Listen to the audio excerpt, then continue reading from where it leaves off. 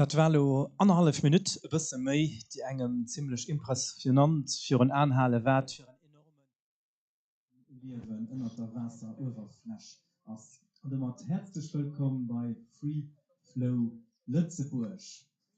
Da reicht natürlich mal am prominentesten an der Gattung dann de Fisch. Samsten ass den World Fish Migration Day. Dat as een Dag oder Podech, wo weltweit verschieden ganz viel Evenementer organisiert gehen, die darauf aufmerksam machen, wie wichtig das Fisch können migrieren, dass sie nicht von Obstakeln abgehalten sind oder irgendwie schwer gemacht werden. Und wie wichtig das als Fisch so naturnah wie möglich können fließen. Auf dieser Konferenz geht es also nur um den Impact von Viren auf Biodiversität von also Gewässer, auch immer als Bächen und Flüsse mehr naturnah gestalten können. Programm vierträg oder wird gesehen an höheren Piraten so wichtig ist, dass Flüsse natürlich fließen können, dann noch werden alles schon an dem Kontext gelegt an wo noch Challenges sind. Also wir werden immer noch als Luxembourg an Europa an überall auf der Welt Flüsse, die eben noch nicht natürlich fließen. Wir weisen auch den Film Dambusters an und auch noch einen Diskussionsraum, wo ihr könnt nur alle Vierträge dann am Schluss vorstellen. Und ganz am Schluss wird dann nur noch viel zu essen und etwas zu trinken. Wir keine Sorge, das wird heute kein Dauerlauf gehen. Wir machen noch NRW Pausen, Kaffeespausen, wo ihr dann noch könnt Massagen checken. Also den Handy da raus. Ich gut gesagt, es soll nicht so, dass ihr den Handy ohne Stift sollt während der Konferenz ausmacht oder ob manst ob lautlos. Das ist also nicht gerade so streng wie am Flieger. Organisiert wird das Evenement von der Organized. zusammen Department Foundation und zusammen mit dem Minister für Umwelt, Klima und Biodiversität. Da wird es jetzt einen guten halben Jahr ein neuer responsable Minister und die gebe ich noch gerne herzlich willkommen.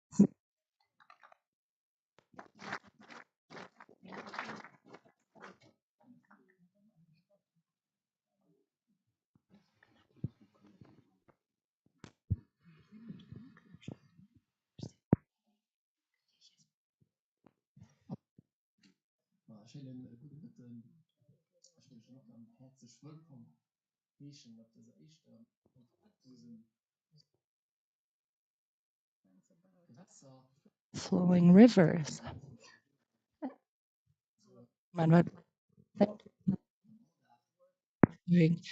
In your date bodies. That okay. Can you hear me? Can you hear the interpretation? Wenn Monsieur hört nicht, hier nicht die Kopfhörer ganz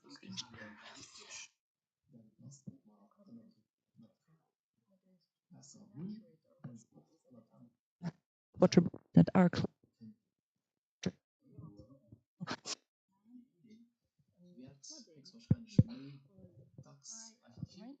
will become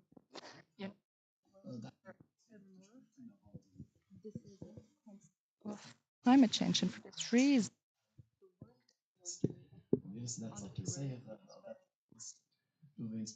Appreciate it very much, and this is a recognition for your work that you are doing, recognition in my name, but also in the name of the government. The goals that we have set are very ambitious. They are set down in the strategies that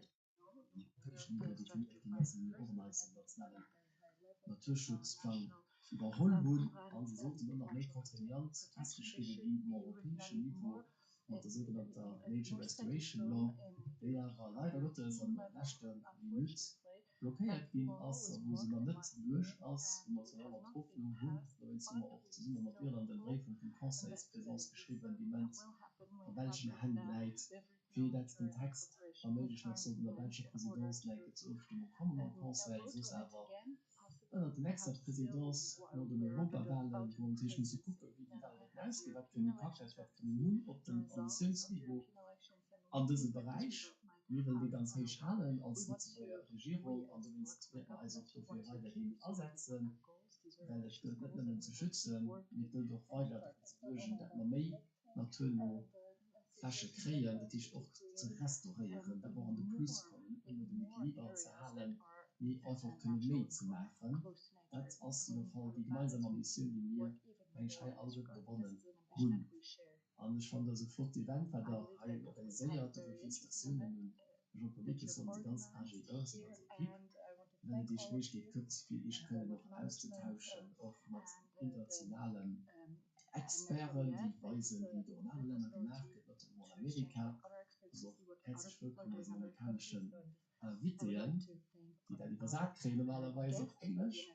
Und das gut für sich einfach immer im können Laufen zu halten, wie geht es am meisten doch gemacht, die Best Practice auszutauschen, davon können wir auch gute Limmen zusammen mehr lehren an Browser Erkenntnisse gewonnen, die am Sinn von der Natur, den Leben, den Vielfaltschutz als können ganz vieles bringen. Wir bleiben so, wenn es alle guten eine ganz flott Konferenz zu wünschen, an ich zu passieren, dass die 100%ige Unterstützung gut von dieser Regierung, dass wir gemeinsam um selben Ziel schaffen. Ich muss merci.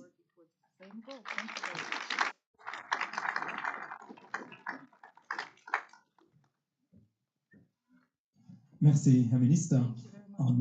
Dit am Fungel schon net Fehler gemacht, für bei den nächsten Punkt zu kommen. Politik setzt Ziele umgesagt, gehen mussten sie dann Terra.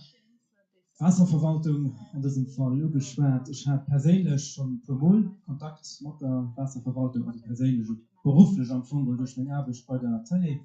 Und ich erinnere mich am Fungel ganz gerne an einen Mann, den man zweimal etwas erlebt hat, nicht allein, war nur noch leider Minister, die müssen verwehren, das eigentlich nicht erlebt, das nämlich am dicken Sommer mit einem Kajak oder mit einem Stand-Up-Paddle im Fluss hochfuhren, das war 2016 Sauer mit dem Kajak, 2000, ich weiß nicht genau, 2 Jahre oder 3 Jahre durch mit dem Stand-Up-Paddle. Schon auf den Aventuren ganz viel gelernt, viel gesehen. Er hat auch gesagt, passt auf euch auf, Jungen, andererseits Fluss, wir sind gut rumgekommen mit vielen anderen, auch Überraschungen, effektiv, wie viel der Vira tatsächlich auf der Sauer und auf der Ulze gibt. Das sind wir dabei so, muss ich so wie das mit der Schluss am Wasser gefallen, wird den Zuschauer wahrscheinlich oder hoffentlich gefreut wird, wird natürlich für Fluss und Bächen nur Männer schön ist. Dafür merci, Erika, dass wir die Reportage machen dürften. Und ich gebe dann heute den Direktor von der Wasserverwaltung Rufbildenden Jean-Paul Lickes.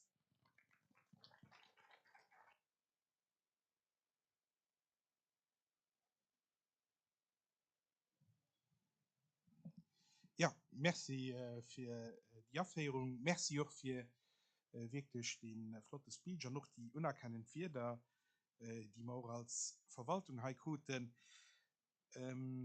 Ich bin nie allein da, es sind auch immer wirklich viele Leute, die auch mal stehen an eine Idee, wie ich eigentlich nicht. Das ist so nicht immer ganz öffentlich und dafür immer merci dafür. Viele Leute haben wissen nicht, wir sind am dritten Bewirtschaftungsplan von der Wasserrahmenrichtlinie.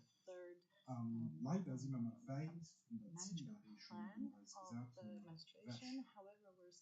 Natürlich, der gute Zustand, also ein bisschen so ein Idealziel. Wir sind noch nicht viel zu spannend, was an der Situation ist. Ich kenne auch viele Erklärungen dafür, für das, aber nicht cool sind, wie man eigentlich selten Stuhlen, wie viele Positionen dabei sind, besser. Die geografische Position von unserem Land, die mit einer Wasserschutz zwischen Rhein und Österreich, viel klein, Wasserhöhen, Wasserklein sind umso mehr sensibel. Aber natürlich auch Klimawandel, die immer mehr groß sind, groß omnipräsent. Gerade das alles soll eigentlich aber bewusstbar sein, für umso mehr Erfahrung zu machen, für das wir uns ein Ziel von der Wasserrahmenrichtlinie können nehmen. Weil das nicht nur für Biodiversität, Natur no Gewässer an dat huet als Minister auch schon gesot och beste Schutz für ein Heichwässer an och für allem starken Evenementer, die wir an den nächsten Jahren nicht mehr werden lassen gehen, der wir immer mehr werden haben. Wir schützen also dummer da nicht nur das Wasser, wir schützen uns selber für das Wasser, an dem wir das umsetzen. Das heißt, das ist wirklich eine Win-Win-Situation. Der Klimawandel, viele Sachen sind bekannt, mit sind noch viele Sachen, die unbekannt sind. Wir werden auch noch Überraschungen kreieren. Und dafür ist es doch irgendwie wichtig, auf der einen Seite alles zu machen, was der Klimaschutz eigentlich als verlangt, aber vor allem als Gewässer mehr resilient zu gestalten. Bächen und Flüsse sind extrem sensibel Lebensräume, auch so übrigens wie mir. Das ist vielleicht nicht so dem breiten Publikum bekannt, wie sensibel das Ökosystem mit ihrer Fauna und ihrer Flora sind, weil es gesagt nicht immer alles, was unter der Wasseroberfläche eigentlich stattfindet. Wir haben über die letzten Jahre, wo wir probiert haben, eine zielgerechte Bewirtschaftung mit unseren Partnern probiert umzusetzen, viel Erkenntnisse gewonnen, auch durch unsere Kollaboration mit unseren Nachbarländern. Wir wissen lo sicher mehr, was für Maßnahmen viel bringen, aber was für Maßnahmen auch wie lange Zeit brauchen, aber was für Maßnahmen vielleicht nicht so zielgerichtet sind. Wie etwas haben wir doch ganz sicher gelernt, dass auf den kleinen Gewässern Staustufen immens großen Impact haben auf Biodiversität und auf den natürlichen Lebensraum. Künstliche Stauräume sind kein adäquater Lebensraum für Fauna und Flora. Auch wenn verschiedene Leute mengen, dass man da viel Fisch fanden, das ist nun mal leider falsch. Künstliche Stauräume haben nicht genug ökologische Nischen par rapport zu einem frei fließenden Gewässer. Es gibt keine Vernetzung zwischen den einzelnen Lebensräumen, nicht nur für Fisch, wie auch alles anderes, was am Gewässer lebt.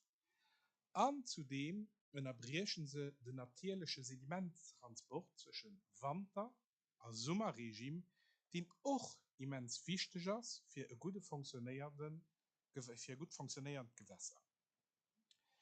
En plus, das haben wir auch ein paar Mal erlebt, die Stauräume, die hitzen sich am Sommer ganz schnell ab.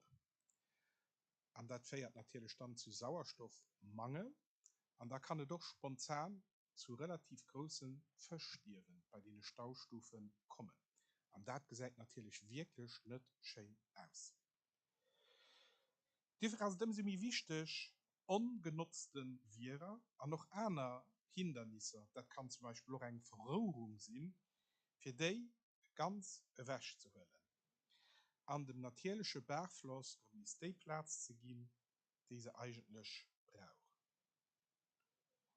Darüber hinaus haben wir natürlich auf der einen Seite den longitudinalen Fluss vom Wasser, aber wir haben auch die Lateralextension von unserem Fließgewässer, die auch ganz wichtig ist. Das heißt, wenn der Wasserpegel zwischen Winter- und Sommerregime, das ist ja nicht nämlich das Niveau an den beiden Fällen, von dem oben aufgeht, da benetzten Dufren auf eine andere Manier, kann eventuell auch Nährstoffe links an dem Moment deponieren, an dem Moment auch do Biodiversität fördern, für das sich zum Beispiel Pflanzen und auch Insekten können do usiedeln. Das ist auch etwas ganz Wichtiges für als Biodiversität hochzuhalten.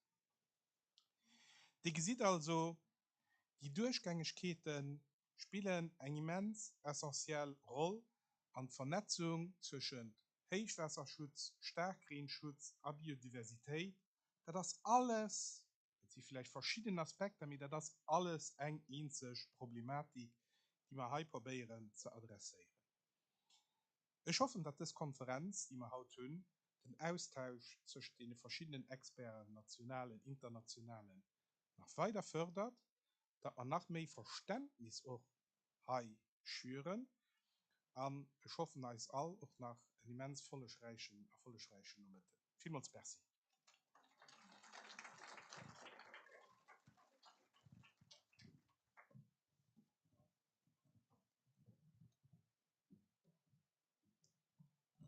An so ein World Fish Migration Event geht natürlich nicht ohne die World Fish Migration Foundation. Sie haben diesen Tag Heimat organisiert. Was sie mit ihrem Engagement bewirken wollen, und wie, darüber erzählt uns Daniela Baratetsch. Sie ist Koordinatrice vom World Fish Migration Day und setzt sich weltweit an für den Schutz von Bachen und Flüssen.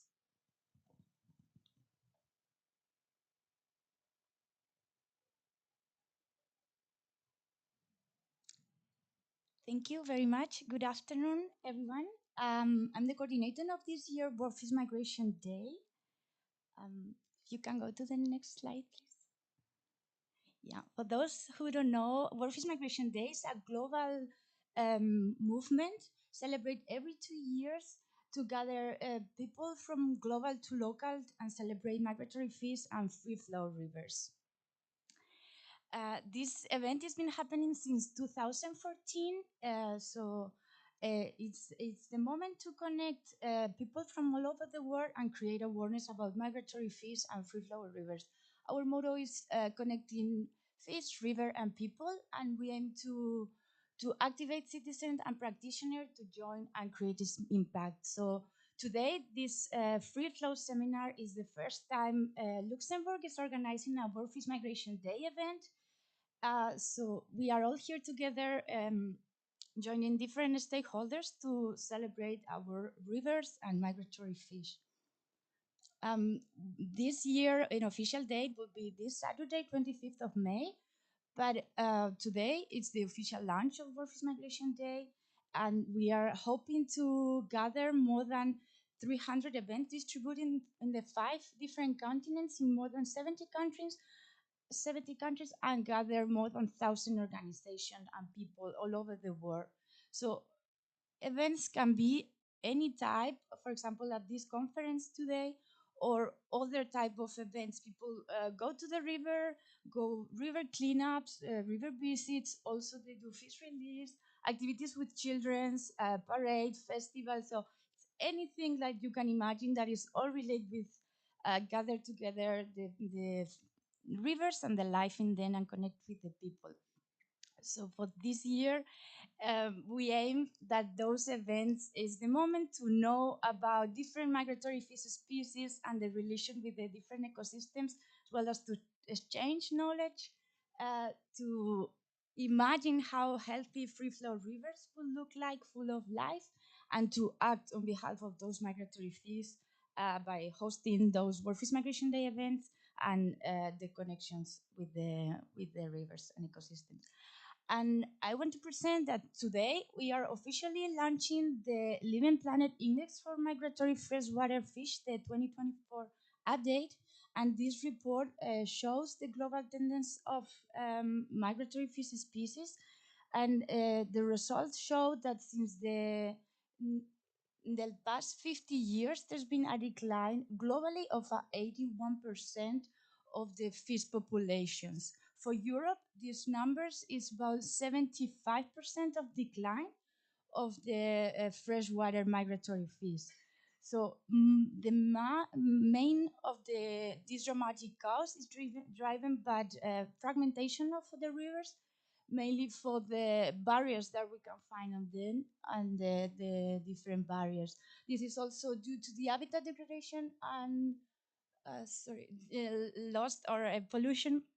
But yeah, you can read the full report, but this is really like dramatic numbers. So this reflects that the need that we have to act now for our rivers and the moment to restore and yeah, recover our fish population is now. That's why it's really important that we are all here together having this seminar and yeah, discussing and celebrating the free flow rivers in Luxembourg. So thank you all very much, and yeah, wish you a happy World Fish Migration Day.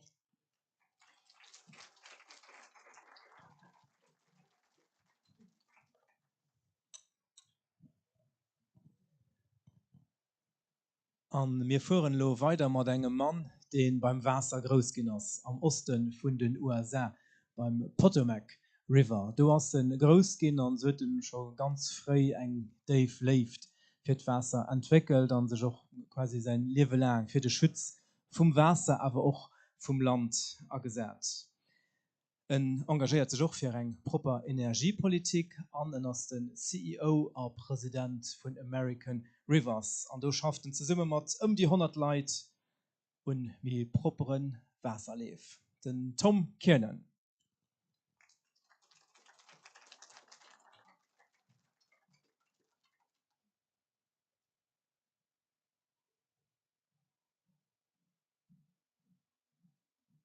All righty, good afternoon. Apologies for my English, but it's the best I can do at the moment. Let me first say it's a real honor to be with you. I flew over from the United States yesterday to be here for this conference and yes, share a few stories from the United States, some of our status, our success, our momentum, and some lessons learned. But I also want to compliment you for the great work here in Europe. Dam Removal Europe and the World Fish Migration Day and the work that you're doing throughout the world to incentivize, encourage dam removal and enhancing fish migration is outstanding. So before I share some of the stories and successes from the US, know how much I appreciate your work and I do look forward to comparing, contrasting, and learning from each other. So with that as a background, let me say, as you mentioned, I've been in the conservation field for 25 years, leading a number of different organizations. I did just join American Rivers 3 years ago. However, I've been a lifelong kayaker and river lover and was a river guide back in the Grand Canyon, et cetera, for many, many years. So it's great to join in this effort, given working to restore and protect our rivers is my life's passion. Let me start, before getting into some of the substance, I thought a little inspiration up front would be fun. So let me first talk about the Klamath River dam removal. We are in the process right now of removing 4 dams on the Klamath River. This is the world's largest ecological restoration project ever. It's a $500 million project that's being led by the tribes, supported by American Rivers and many others, and it is to restore what was the greatest run of salmon on the west coast of the United States. And we could not be more thrilled. We've removed 3 of the dams this last year. The 4th one is coming down this year, and it's why we named the Klamath River our River of the Year and a number of champions. If we can go to the next slide, I want to share a very quick, I think it's a 2-minute video that summarizes this project. So if we can play the video, please.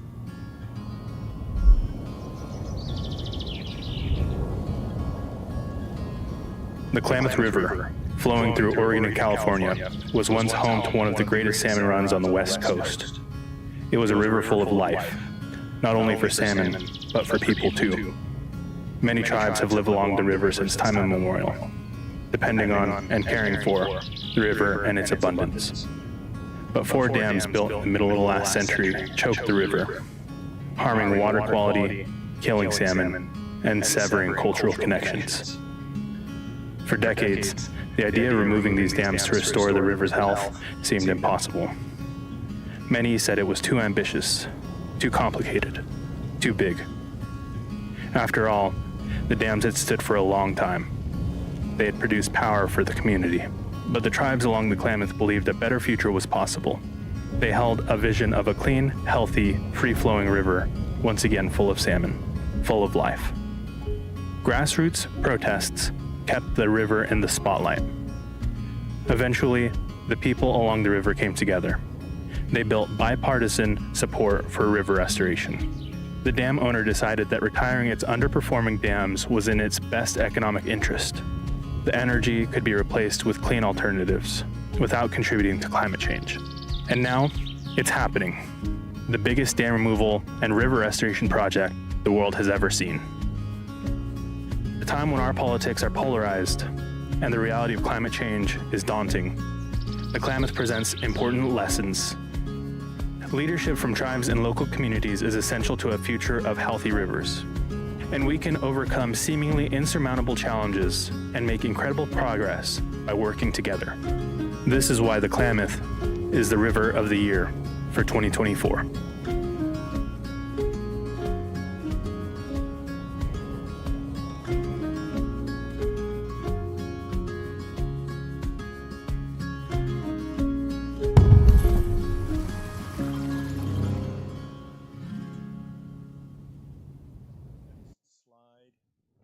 Thank you for sharing that video. That's a summary of the Klamath River Dam Removal Project. This slide was from about 2 months ago when we gave an award to the tribal leaders.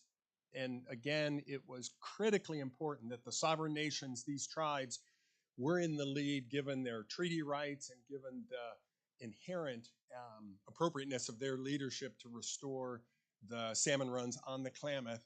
And so the tribal leaders here, accompanied by I'm there in the back, but next to me is the gentleman, one of the top folks at PacifiCorp, the utility that owned those 4 dams. And I should point out that utility is owned by Warren Buffett, one of the richest people in the world, Berkshire Hathaway. They came after a 20-year negotiation.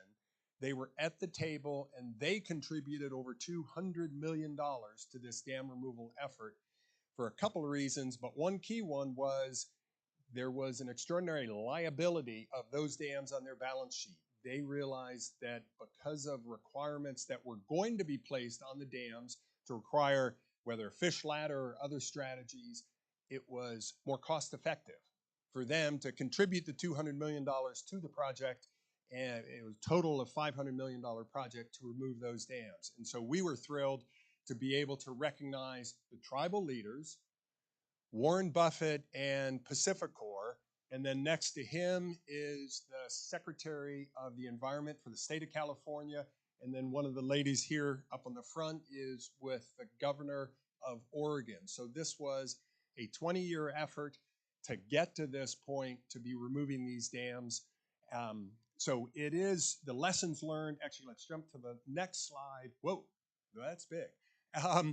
What I want to do is summarize from that story just a couple of the lessons, and then I'm going to share some other stories from the United States, other lessons. But a takeaway from the Klamath are the first 3 up here. First of all, the importance of tribal leadership. That is proving profoundly important in the United States.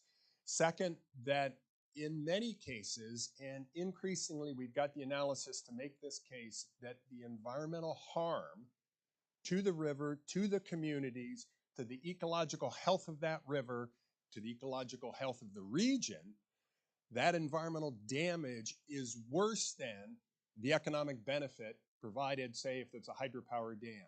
So increasingly, we're making the economic case. It is better to get the dam out of there, if it even means stopping the hydropower production, to be able to restore the ecological values and the natural economic values to that region. The third takeaway that I want to mention in regards to the Klamath, we set up a new nonprofit. There were a lot of organizations involved: American Rivers, Trout Unlimited, the tribes, PacifiCorp, and the best strategy, as we did here and on the Penobscot that I'll talk about, is setting up a new entity that all of the different groups, the companies, the tribes, the environmental groups, were on the board of, and it was that entity that had the legal responsibility, assume the liabilities of such a big construction project, because American Rivers by ourselves, we couldn't do it. The company didn't want to do it. The states didn't want to take it on. But if we created this new nonprofit, it could do it. So that is one of the key takeaways from the Klamath River project. Let me go through a couple of other stories in a minute that'll talk about the rest of the findings, but let's go to the next slide. Let me say another word about American Rivers. So as was mentioned, American Rivers has been around for a little over 50 years. We've got about a $50 million annual budget, about 100 staff. Our focus can be described in 3 ways. First, we do a lot of projects. The majority of our work are projects to, yes, remove dams, but also reconnect floodplains, restore wetlands, restore meadows. So a lot of project work. We also manage a bunch of the different, whether it's dam removal or floodplains, we are the project manager. But just doing those projects isn't sufficient to getting what we need long term. And so we also very much are looking not just at projects on the ground, but how do we build the movement? How do we integrate? How do we attract more people, train them to build both the dam removal, but the broader river restoration movement in the country? So we are leading a number of state and national coalitions, and we're doing a lot of trainings throughout the United States so that we can build up, whether it's a lot more engineering talent to remove dams, a lot more advocacy of all the water and river groups throughout the country. So that's building the people and the movement. And then lastly, the main goal of that movement is to get the long-term policy improvements in the United States so that we can scale, not just continue, but rapidly increase the rate of dam removal in the United States. And the way we're going to do that is continuing to get additional funding. I'll talk about in a few minutes how we did it, but 2 years ago we got $2.3 billion from the federal government to be able to catalyze more dam removal projects. So we want to get more funding, and we will be using the people, the network, the movement to advocate for that funding. And we're also working to change and improve some of our national policies. And as I know Dam Removal Europe is doing, we do keep track of a national database of all the dams and dam removal projects throughout the United States. So this is, and I know dam removal has a similar side. This is our slide of dams throughout the United States. We have over 500,000 dams throughout the United States. A key point is less than 1% of those dams are hydropower. So 99% of our dams are for some other reason, and the majority of those, we believe, are either abandoned, outdated, or no longer serve a useful purpose. So a lot of the dams that were important back in the 1900s to perhaps help fuel the Industrial Revolution or fuel our military complex during World War II, et cetera, are no longer serving that useful purpose. Let me also say that as we in the United States have been kind of accelerating our work on dam removal, we have, I think, gotten through a tipping point where people now understand while hydropower and dams can be useful in some key places, increasingly people are realizing the damage that dams are doing both to the fish migration and to the health of the river, and increasingly concerned about that in these times of increasing floods and drought and biodiversity loss. One other thing I want to mention about our dams in the US, you do not, unfortunately, need a permit to have a dam or to build a dam in most places in the country unless it's a powered dam. We do have permits required by the Federal Energy Regulatory Commission in the United States, what's called FERC. And so that is an important body for us to work with FERC. If it's a hydropower dam, we can get their permit modified to require fish ladders or have that permit revoked to lead to dam removal. So we do have a process for hydropower dams to de-permit or remove a permit from a dam and thus require the removal. Let's jump to the next slide. So I want to talk a little bit, where is that? Hang on. Let me go to the Kennebec River. And the reason for this is this was removed. One of the dams, the Edwards Dam on the Kennebec, was removed in 1999. This is because FERC, the agency I was just mentioning, after a lot of advocacy from us and others, determined, and this was the first time that that commission came forward in 1999 with the point that the economic benefits of the dam are less than or smaller than the ecological harm being created by the dam. So the Edwards Dam removal on the Kennebec for us catalyzed, began in a serious way the dam removal process of the country. Let's jump to the next slide. This is, actually don't hit anything yet. I want to talk about the Elwha Dam. This is an extraordinary dam that we took down in, I think it was 2012. It's in Olympic National Park.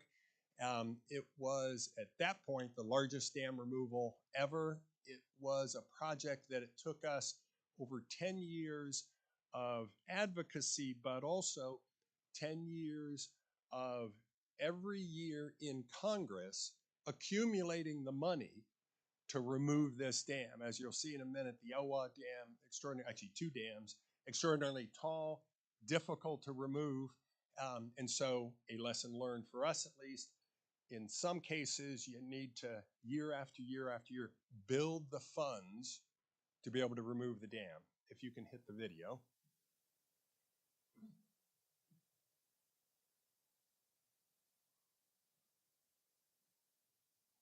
I thought we had sound with it, but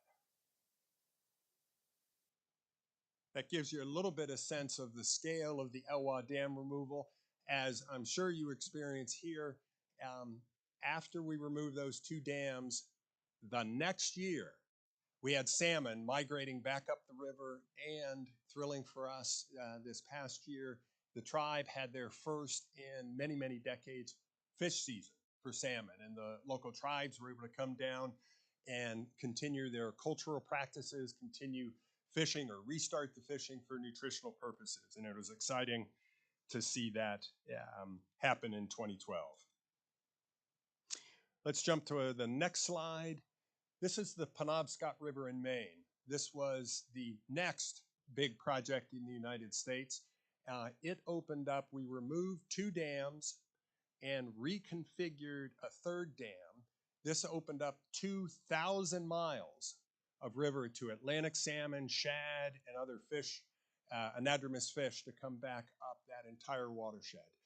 It too was a long negotiation. However, this was a negotiation with the power company, and we removed two dams, but retrofitted the third dam and changed the operation such that at the end of the day, while we removed two dams that were hydropower dams and redid the operations at one, the amount of electricity produced increased, while at the same time we were opening up 2,000 miles of river for the anadromous fish to migrate. So from our perspective, the lesson learned was the collaboration, the dialogue with the environmental community, and very much the dam owners, the hydropower industry, to reach a collective agreement that led to the success here.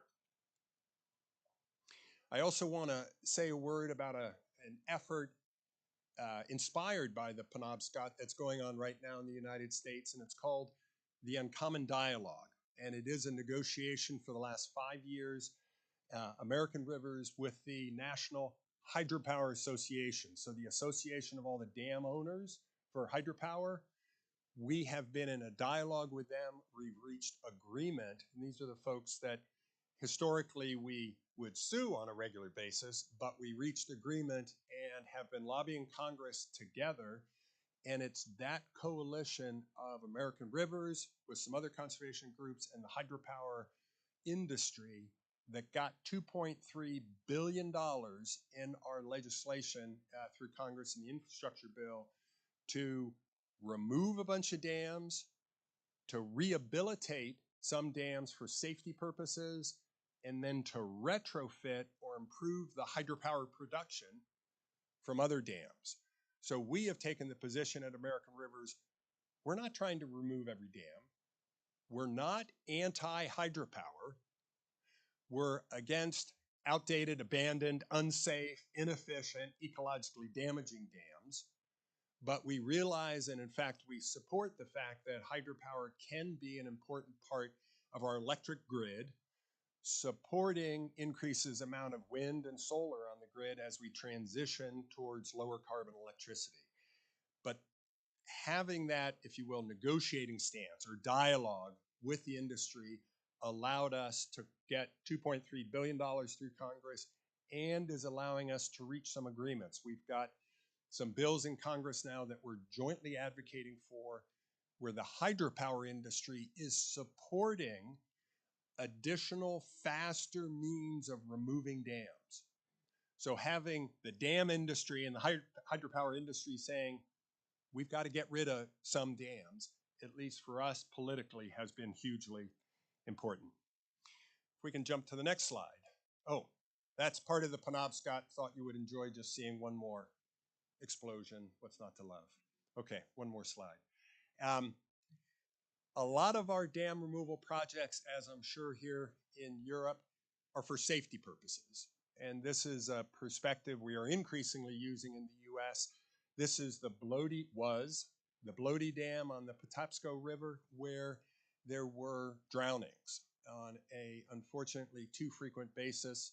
Some people that would go there and picnic with their families would go out and swim and get drawn in the undertow below the dam and drown. So for safety purposes, as well as ecological benefits, we removed this river, this dam, the Bloody Dam on the Patapsco, and obviously you can see what it looks like now without the dam. And I was just up there recently with some donors. One more slide. This is the Niobrara River that flooded and ended up, the dam collapsed, the side of the dam. So just one more example that safety is increasingly a major strategy, and we are working with, in the United States, the Association of Dam Safety Officers. So every state has a whole department to try to ensure safety of their dams. We are now partnering with them because obviously too often our dams are unsafe, and one of the best ways of making an unsafe dam safe is just by getting rid of it. Let's jump to the next slide. So this is a summary of the dam removal growth in the United States. I'll point out that obviously it's an accelerating growth. We did have a decline during COVID in 2021 and 2022 for obvious reasons, but we were able to remove 80 dams last year, and it's accelerating on. So we're excited by the momentum. I will point out again that here in Europe, in total, you've removed more dams on an annual basis, and I applaud that. I do sense that in the United States, our focus is not as much on the smaller dams as it is on the larger dams. As I mentioned, the Klamath is the largest river restoration project ever. We are working right now, to go on a tangent, on the Snake River in the Pacific Northwest. There are 4 dams on the lower Snake, and that will be, when we get those dams down, probably 10 years or so from now, that will then be the world's largest river restoration project. So for whatever it's worth, but in the US, our focus has been more on the larger dams than a lot of the smaller dams, low-head dams, and weirs. So this has been our trajectory, roughly about 10.5% annual increase in the growth rate in the US. We can go to the next slide. I want to talk a little bit about our goals. We at American Rivers went through a strategic planning process 2 years ago and came up with a target of removing 30,000 dams by 2050. We now have a lot of other conservation groups and the federal government supporting the target. But what I wanted to share is a pivot that we are in the process of making, and it is not talking as much about 30,000 dams to remove, but talking about the 300,000 miles of rivers that we want to restore, and that dam removal is a tool to that end. At least in the United States, the polling that we're doing shows people get confused when you talk about dam removal. They either think we're taking down dams that should stay, or they think we're taking down beaver dams, which we love. So people get confused. People are less confused when we talk about river restoration. People also understand in this time of climate change a little better the point that we're trying to restore the river so it can be healthy given more floods and droughts. When we talk about dam removal and climate change, a lot of people say, wait, don't we want the dam to avoid flood damage, or don't we want the dam to hold back the water in times of drought? However, if we talk about river restoration, we can explain a healthy river with functioning floodplains, with wetlands, with meadows. That is a better way to retain the water, to slow it down, spread it out, have it drop into the aquifers where we have it long-term, as opposed to having it in a reservoir behind a dam where a lot of it's evaporating, and that reservoir often actually is more difficult, as you probably know, for the small, say the fry, the salmon. The reservoir is what kills migratory fish, anadromous fish, when they're coming downstream. More so, it's more of a problem than when you have a fish ladder coming up. They tend in the United States to be able to make it up the fish ladder, but we've got to get rid of the reservoir to improve fish migration. So long story short, we are focusing more on river restoration and restoring rivers, and that seems to kind of sit better politically with more people. But my main point here is, at least in the US, we have established a pretty aggressive, ambitious goal. And what's exciting is it is inspiring a lot of our donors, a lot of our supporters, individuals that have philanthropic capacity are helping to support American Rivers take on this ambitious goal. As well, many state, federal, and local governments are kind of getting more exciting, realizing the importance of a big, hairy, audacious goal like 300,000 miles of rivers restored. We can jump to the next slide. To do that, we have created this chart to show how we're going to have to scale by a factor of 10 the amount and rate of dam removal in the United States. And so we're going through the process of what is that going to take? How many engineers, how many organizations need to be out there? What kind of permitting processes do we need? What kind of funding do we need available? So American Rivers is trying to put together that overarching strategy to remove those 30,000 dams.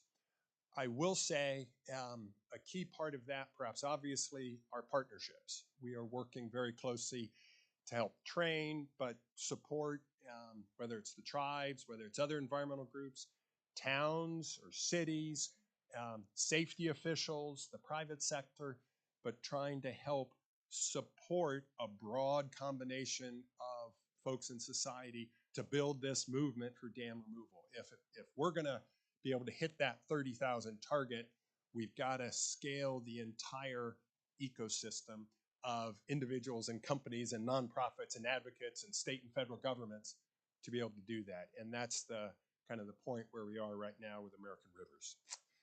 Let's jump to the next slide, please.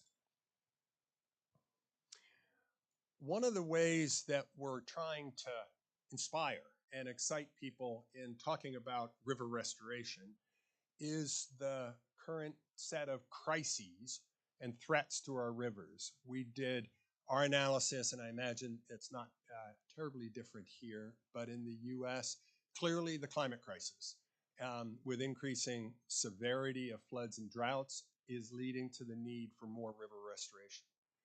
Biodiversity loss. We are losing freshwater species at twice the rate of land-based and ocean species. And that is resonating well with a lot of people, that we are losing, whether it's the mussels, the fish, other freshwater critters at twice the rate. And lastly, all of our studies show that rivers that are in poor health, water quality that is lower, those tend to be in communities that are more diverse. Black communities, indigenous tribes tend to have worse water quality and more damaged rivers. And frankly, that's for a number of reasons, some of which are the fact that history in the United States, we have not enforced the water quality laws or river restoration laws in those places where diverse communities have lived or tribal reservations.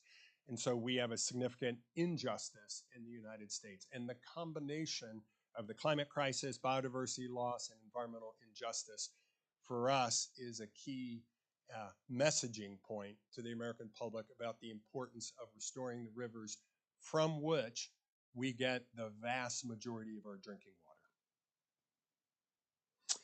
Let's jump.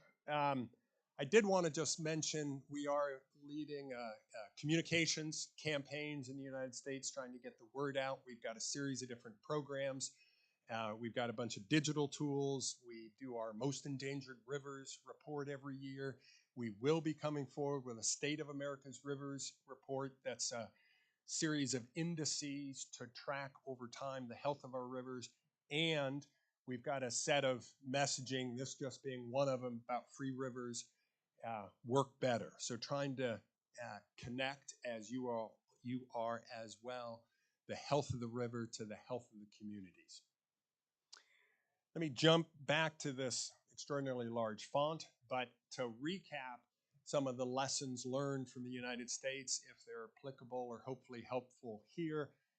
Again, taking it from the top, tribal leadership, extraordinarily important. Second, we are increasingly, we've got the analysis to show, to prove that the ecological harm is greater than the economic benefits of many of the dams. So just on pure kind of analytic economic calculation, the dam should be removed. In some cases, we've created new nonprofits. We've also, as we did on the ELWA, learned you've got to accumulate the funding over time. Partnerships are essential for us. I mentioned the uncommon dialogue with the hydropower industry, an industry that we had for many years been at war with. We're now in dialogue and finding areas of agreement. Also partnering with more and more agencies, towns, and others. Safety is a key kind of catalyst for dam removal, and so we're playing that card more often. Setting big, exciting goals to inspire our donors and partners is important. Trying to communicate the urgency. It is here, it is now. We must be restoring these rivers in this time where we're losing species, more floods and droughts, and where significant injustice. Trying to inspire, this is not something down the road. This is not something we can get to later.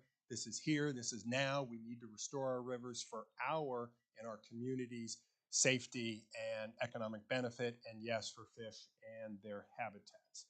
And lastly, we are doing everything we can to celebrate the progress. These are exciting times throughout the world as we're dealing with these crises. And so we're trying to, where we can, take a moment and applaud and celebrate our partners and others for the great work that we're doing.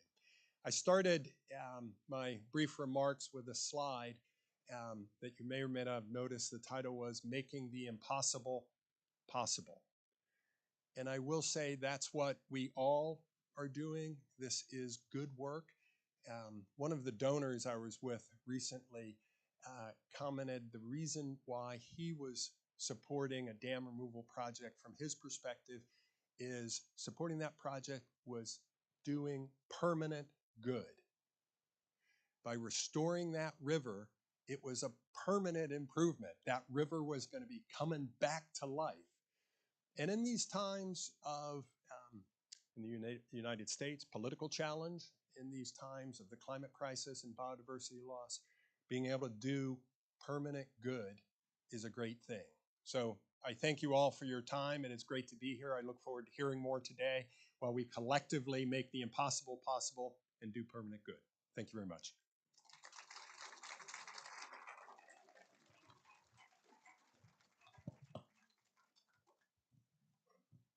Thank you, Tom Kien, and he will be taking part in the discussion later. Also du kann dann noch Fragen stellen, nur all den Vierträgern immer den Film Dambusters weisen an der Diskussionsrunde werden dann noch du können sing Fragen stellen.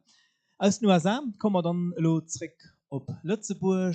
Da sind wir schon gewohnt, da sind sich natürlich auch bewusst, dass wie wichtig Natur nur Wasser lebt sind.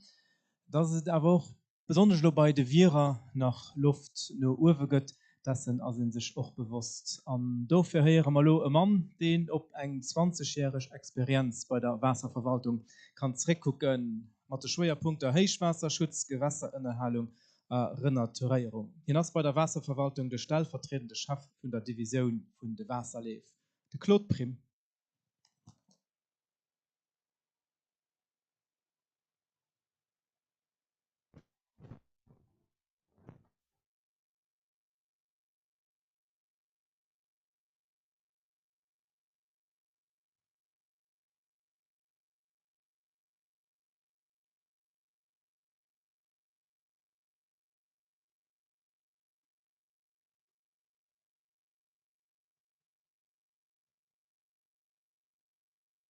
15 years ago.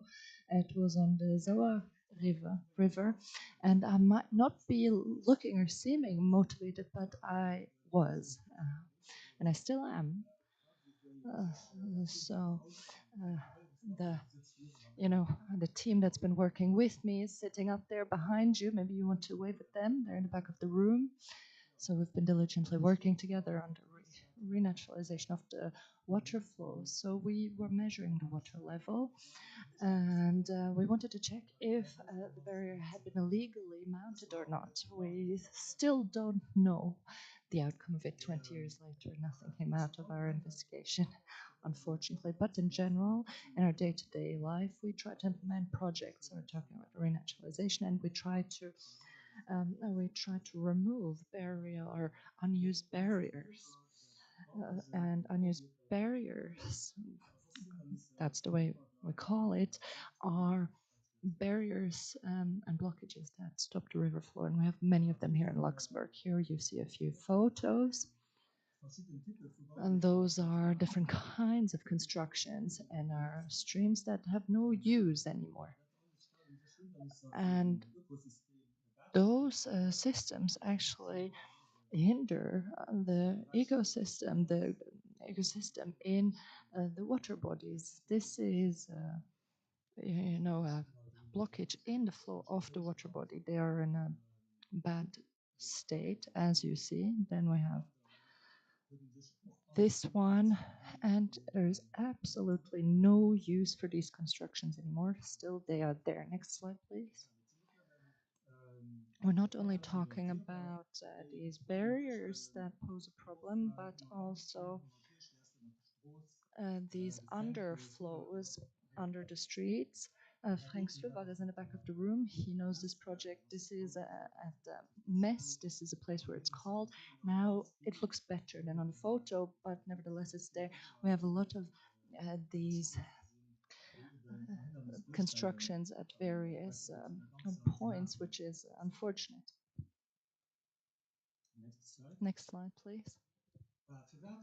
So why is this bad? Actually, I don't want to be talking about EU directives, about water law or other management plans, but I do want to mention that something very important, namely that we're talking here about the life in the water bodies, but other creatures, and they are not doing very well.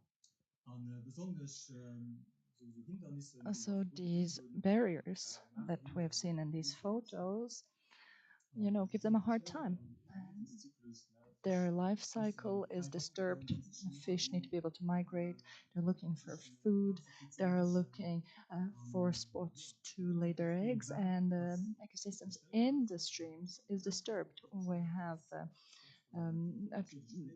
natural flow dynamic that is disturbed, and the life of the fish in general, and the entire biodiversity within the stream and around the stream is connected to these issues. I'm talking about birds, insects, plants, but also the human being. We are part of it as well. Now, if we zoom out of the map, you see that we're not isolated in this issue. It's a worldwide interconnection. If you look at the fish, you see that a lot of roads and flows are blocked. A lot of types are in the sea, would like to wander up on the streams and rivers, but a lot of pathways are blocked. Luxembourg is contributing to this worldwide interconnection.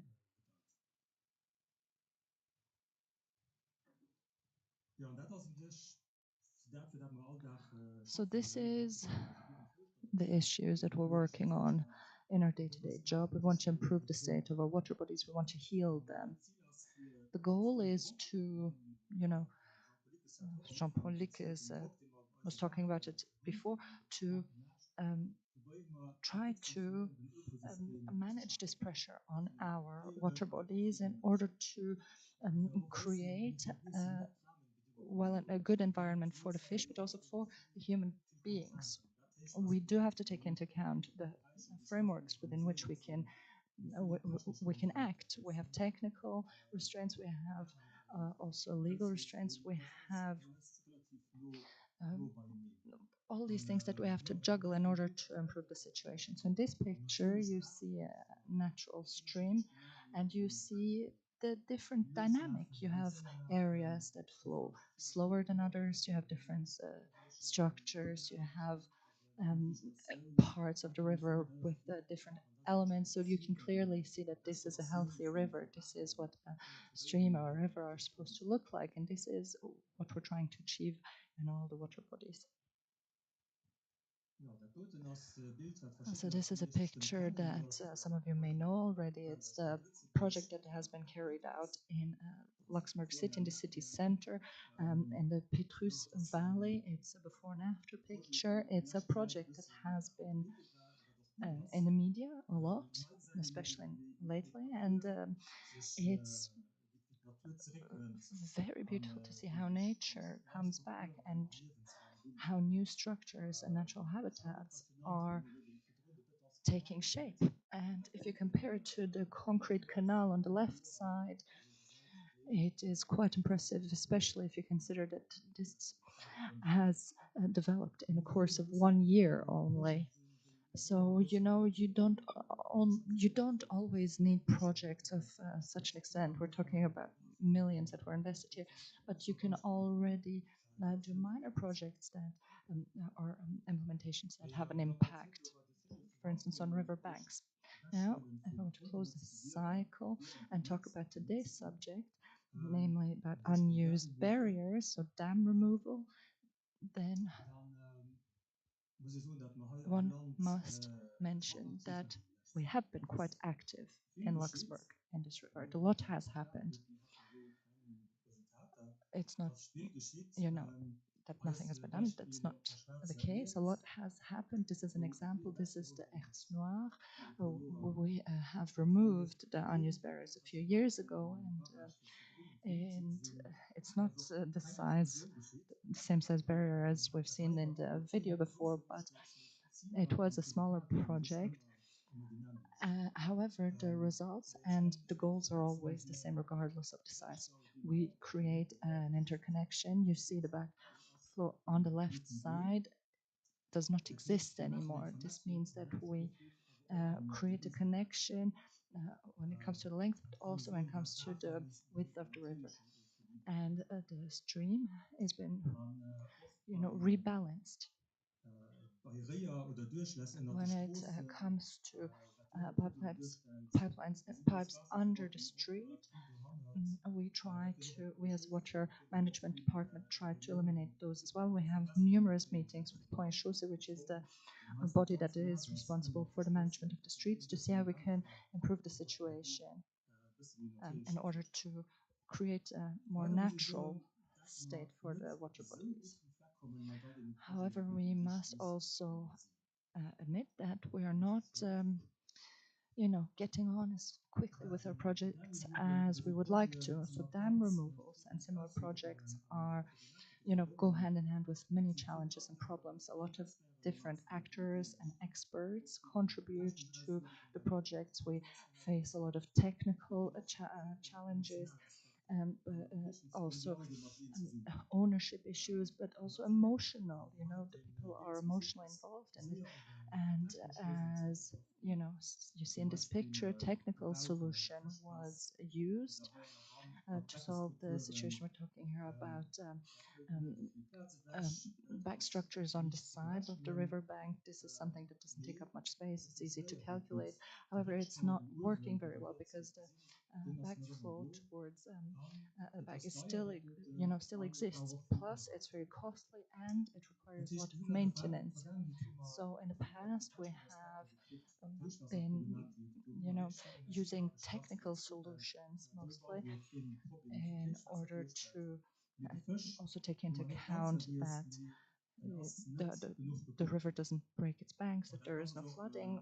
However, while doing that, we were neglecting the fish, for instance. But it's learning by doing, and we were collaborating with research bureaus, and subsequently we have adapted our approach. So nowadays we collaborate more with the natural organizations and try to really take into account the natural flow of the bodies.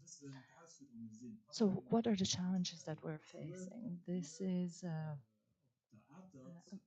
barrier at Atta River, and it exists in order for the farmer to be able to cross the river and to reach its fields. This is a project that has been giving us a headache for many years.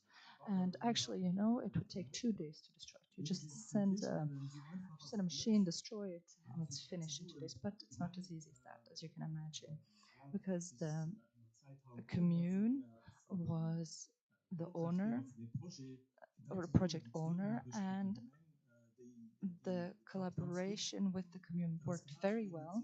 What did we do? Well, we conducted a lot of studies first. We looked at different options. We were wondering if we should remove it entirely or if we should leave parts of it. And we have to respect also the conditions of the Natura 2000 agreement. We looked at whether or not there was even an alternative to access these fields. But making people accept a project is very difficult. It's challenging. People are scared, worried. People may lose some of their land. People say, "Oh, streams are." Maybe stinky, but they are important. There are fish there. We want to maintain them, want to keep them, etc. We need landowners also, however, in order to be able to carry out the construction or the destruction. And then there's also part of cultural heritage, historical heritage. We cannot destroy just anything. However, this collaboration works very well as well. And then there's also this emotional aspect. You talk to people and someone says, "Well, my father was working on building this," and then it gets very emotional. And then all of a sudden you have municipal elections, and then people don't want to touch such projects because people like to go for a walk there and children like to go for a swim, etc. So you have these situations. You go into a meeting, then you go out, you're a bit demotivated, air that, etc. And this is another example. This is in Mama. So back in the olden days, we had a mill here, and the barrier got destroyed over time. Nobody looked after it, and now you might think, "Oh well, it's easy. We will just leave it like that, not touch it, and then we will actually have a finished dam removal project, right?" No, it's not quite like that. There is a lot of exchange, a lot of discussions. And I can guarantee you, however, that we will not be rebuilding this barrier. We will have to have smaller, small, minor works in order to adapt the situation. But this is another, case scenario. So the situation could be better. There are challenges that I named earlier when it comes to implementing projects. Are all often a setback. But those are the question is, are those really setbacks? Are those really challenges? Because there's a lot of interest. A lot of people are interested, and there are a lot of administrations that do work on the projects. There is a certain fear. How can we calm down people? And then all these kind of projects have an impact on the water level, etc. But the goal of these projects is often misunderstood. People struggle to understand why it's important. And we really want to focus on a holistic approach, on bringing all the actors together. And this is also something that we have written down in our action plan. And it's important to us to work together with research bureaus, with engineering bureaus, in order to be able also to better accompany such projects. Next slide, please. This here is another example on the river Zawa. And here, you see that nature is trying to destroy this barrier. We will have to conduct calculations. What will happen if this barrier is destroyed? we need to make sure that we don't cause flooding issues. But when it comes to this project, the history, heritage, and cultural heritage organizations were, speaking up. So we need to see how to solve this issue. And dialogue is very important. You can't just avoid these discussions. You cannot say, "Oh well, I will not be talking to them, otherwise the project won't go anywhere." No, it's very important to have an exchange, and we have to tackle the issues together because we will be able to find solutions if we work together. And here, the solution is to keep part of the barrier, and we have many different projects where we do work together. Next slide. This is another construction in the Alzette River in the city of Luxembourg, and we want to carry this project out in collaboration with the city of Luxembourg.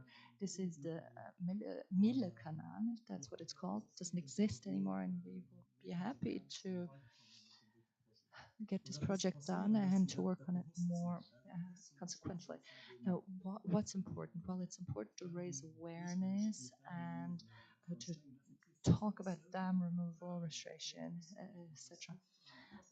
But restoration sounds softer than dam removal, so that's what we try to use. And it's important to explain to people what the benefits are, and you need to see what other aspects you can connect to the project, educational aspects, for instance, or what chances and opportunities are you creating.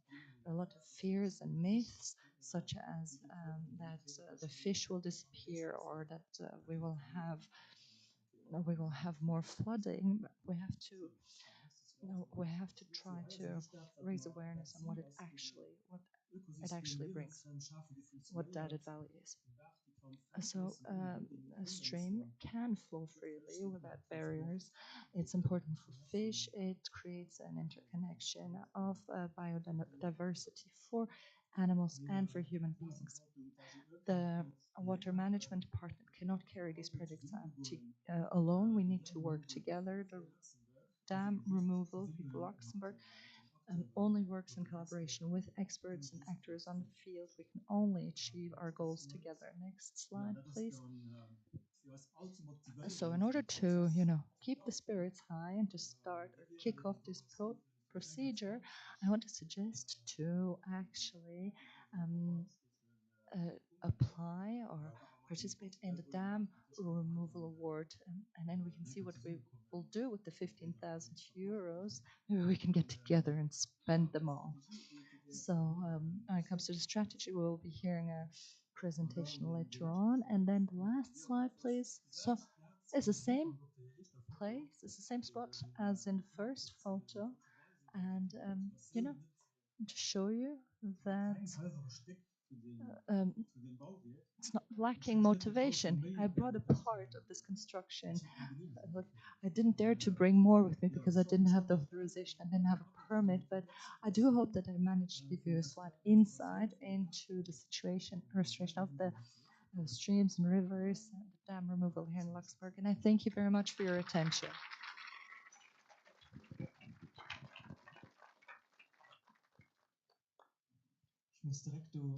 So I will take up immediately the last photograph. I'm looking forward to some new pizza summer challenge.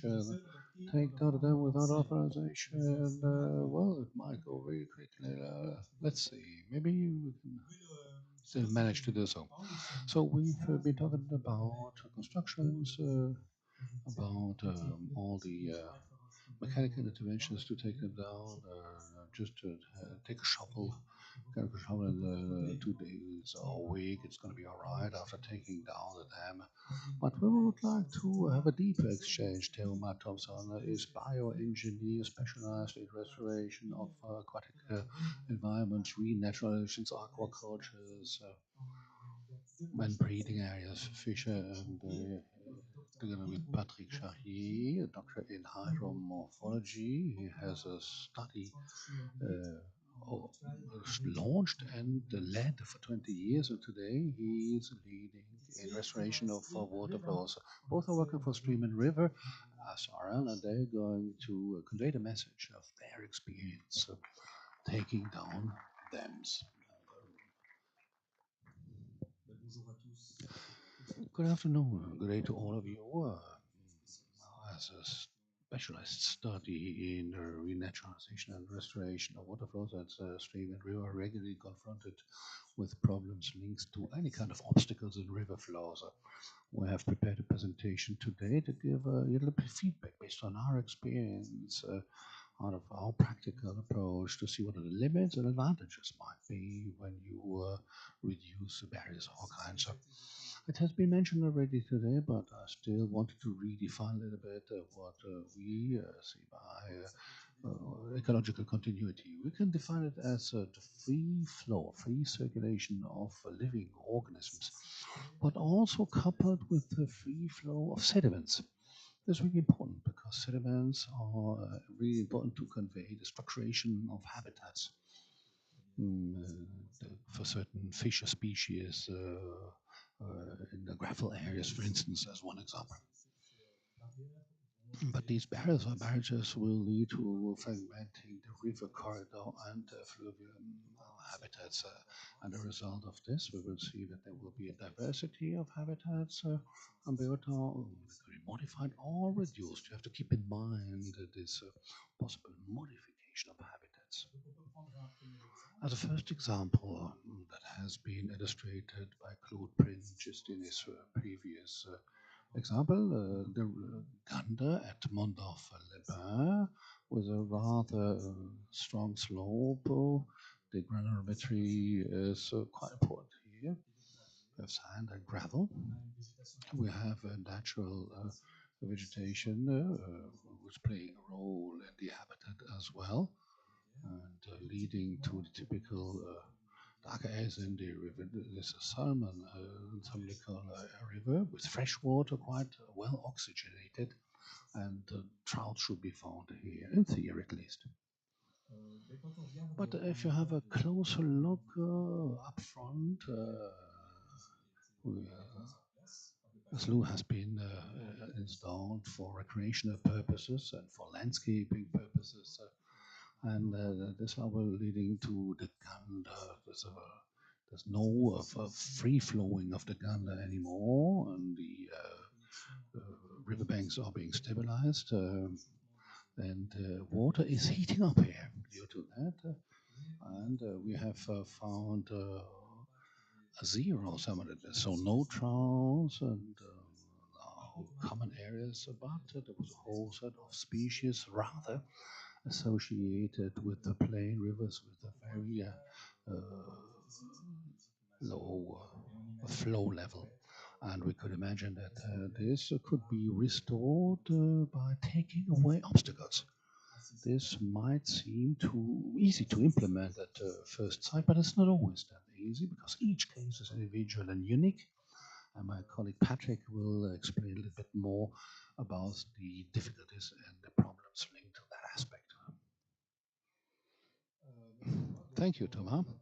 So here we have different questions to be asked linked to the situation, modification of the river flow conditions. When you build barriers, obstacles, mills or other types, you reorganize the water flow and you create different levels of water. There's no typical biological habitat, but it's completely artificial, and the functioning, physical functioning, the hydromorphological conditions are completely different. We have the power of the river flow itself that will be brought into the reservoirs, playing the role of a battery, if you like, taking up the energy of the river instead of spreading it over a whole longitudinal extension. So the power is stored in the reservoirs, and when you decide to take out a barrier, you have to ask several questions. As a study and counselor for the managers of these river flows, we have to foresee what kind of dynamics will intervene afterwards. It's quite good to bring down the dam, but the river that will be flowing as a consequence of this have maybe been disappearing for hundreds of years, and around this river, there has a lot of different factors and parameters that have been adjusted, linked to climate change in between since the medieval period, even in parts. And maybe the river banks have been heightened, the vegetation has been changing as well. We have to wonder what kind of dynamics we want to create by these changes. And the different examples have to be taken up here. We're quite close to the situation in Luxembourg. This is a dam that has been restored by the water flow because the obstacle has been taken down by the natural force of the river. You can see the different photographs and different phases before and after. Next slide, please. Here we have a longitudinal profile. What is happening when an obstacle is destroyed naturally or by man? Well, the level of water will be diminishing. The holdback factor is reduced. Here you have the blue line, the dotted line in the lower photographs with the average level of the water before the destruction of the barrier. And the blue arrow on the graph indicates the median level.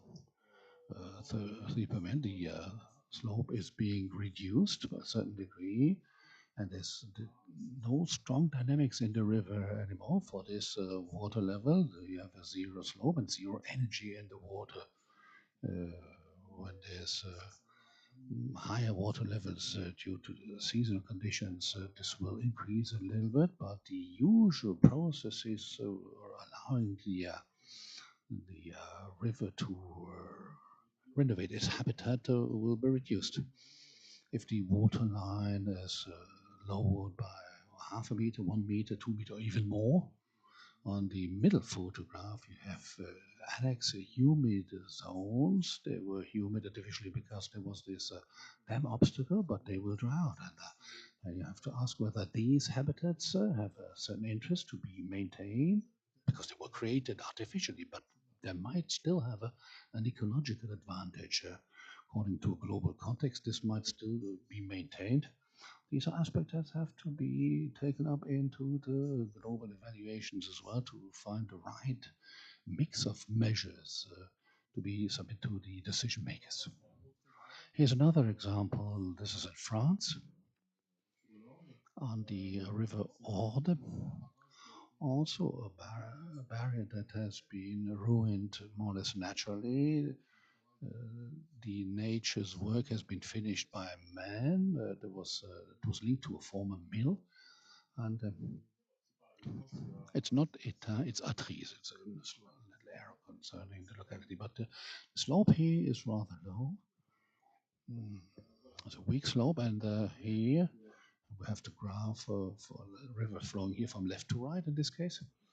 And we can see that when lowering or taking down this barrier, we did not gain in diversity because the slope of the river was naturally weak, and the holdback effect was diminished by a second level that was to be found. So in the middle of this holdback zone linked to a train bridge.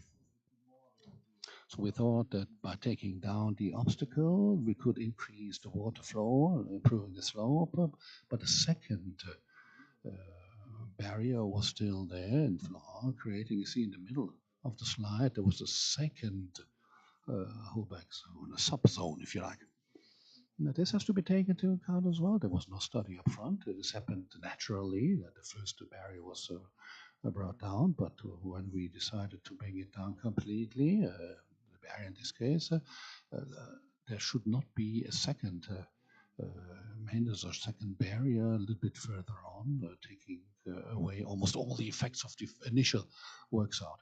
These are evaluations that have been not about the water management coming from the Meuse River, the greater region for the Orne River in this specific case, and on the short term, you could see that the different types of species here. of the fish population on the left-hand side have not increased significantly, certainly not in diversity.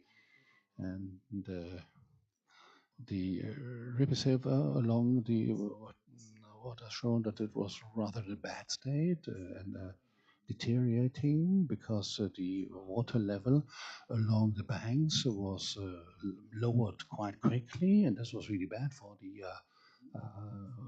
trees standing on the water banks. The rules were maintained on the surface, and when there was more than 1 meter lowering of the water level, part of the trees got into serious health trouble. Next slide. Here we see a river of another type. This is in the Vosges Massif, so Vosges Mountains in France again. The Montserrat River, or the La Meuse administration has launched this project. There was no question of bringing down this dam. It's not hundreds of millions of euros like in the US. No, this is 10 or 15,000 euros only. It was not for mills, it was for the irrigation of surrounding meadows. So it was a small barrier. And the medium photograph, you can see the difference in water levels after bringing down on the left-hand side a whole stock of gravel, sand, and sediments was brought down that were blocked by the barrier, and they could be liberated immediately after removal of the dam. Here you can see that we have a much more visual and a quicker consequence. The slope here was rather correct. It was around 3 per thousand or per mil, and we have indicated trout, interesting habitats here that have been increased. Thomas had been talking about this, and for the trout, as it was really good to have a good sediment situation, and we can see an increase of possible zones before and after the dam removal.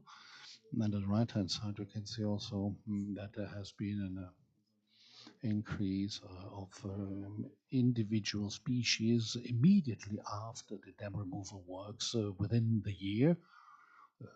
Trout mostly, but other species as well. To give you a synthesis of these different measures, I've chosen 3 major groups of rivers. Mountain streams with heavy slopes, gravel rivers, medium slopes, between 1 and 3 per mil, and with gravel rounds, and solid transport, and then silt rivers with shallow slope, less than 1 per mil in general. We can see that the suppressing obstacles, dams being removed, will not always have the same consequences in the mountain rivers without any strong accumulations of sediments on the banks. The influence on the groundwater will be rather zero because there's no accompanying groundwater levels. But for silt rivers and shallow slope, there will be a very strong increase of groundwater levels. For solid transports, it will be quite variable from one river type to another. When we recommend or accompany the removal of a dam or another obstacle, different factors have to be taken into account. And we will indicate what kind of dynamics have to be foreseen, how will it function, can we have a possible anticipation of gains in different areas that might be beneficial here. Ecological gains will not always be the same. They will not happen in the same rhythm. Rivers will be reacting at a slower or a quicker rate. It depends on the type of river. This has to be indicated clearly to avoid any disappointments. I give the floor again to my colleague.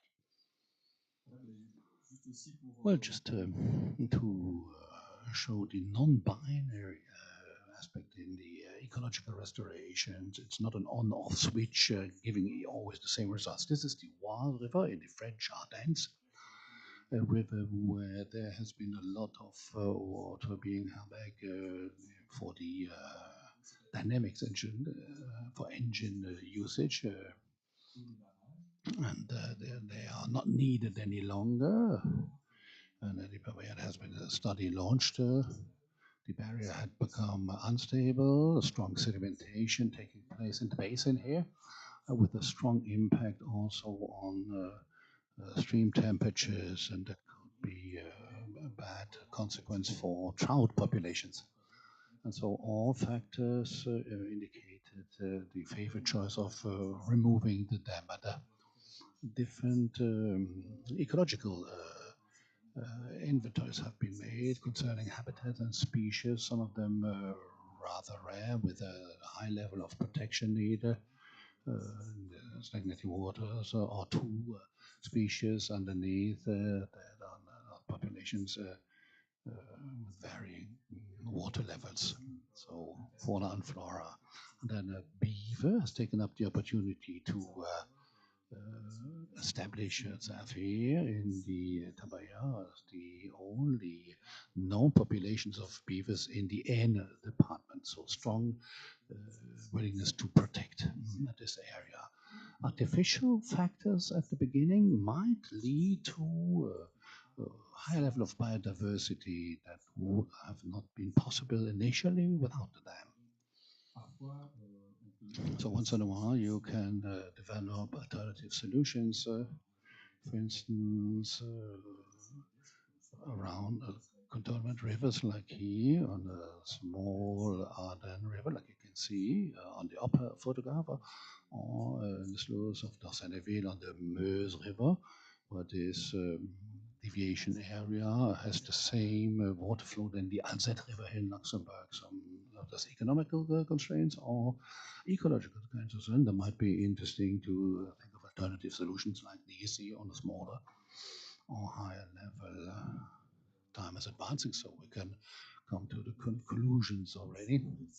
What we wanted to show with these different examples is that it is important to consider a river as a full-fledged counterpart. The natural aspects have to be observed as well for the river if you want to enter into real dialogue with the river. And there can be certain measures that should remain modest, seeing the complexity of the process and the possible consequences and possible reactions of the river to measures being launched. And what's really important as well for the implementation phase and in general as well, everything concerning communication aspects, allowing you to have really favorable solutions after the measures for all parties involved. Thank you very much.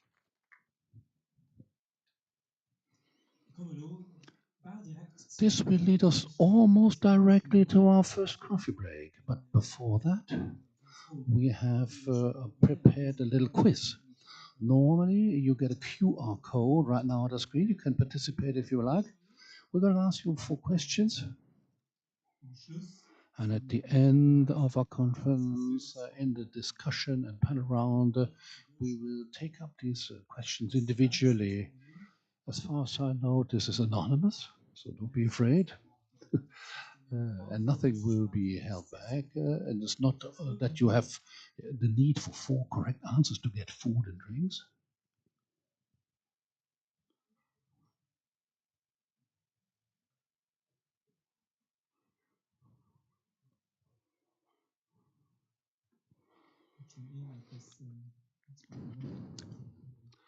Can someone confirm that everybody is connected?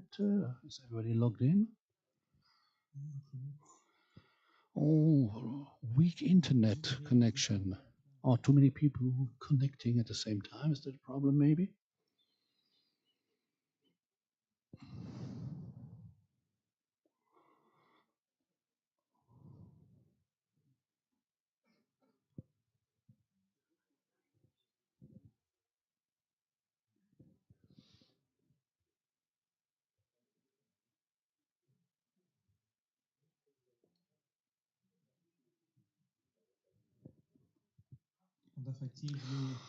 Okay, maybe technically it's not possible to do it right now.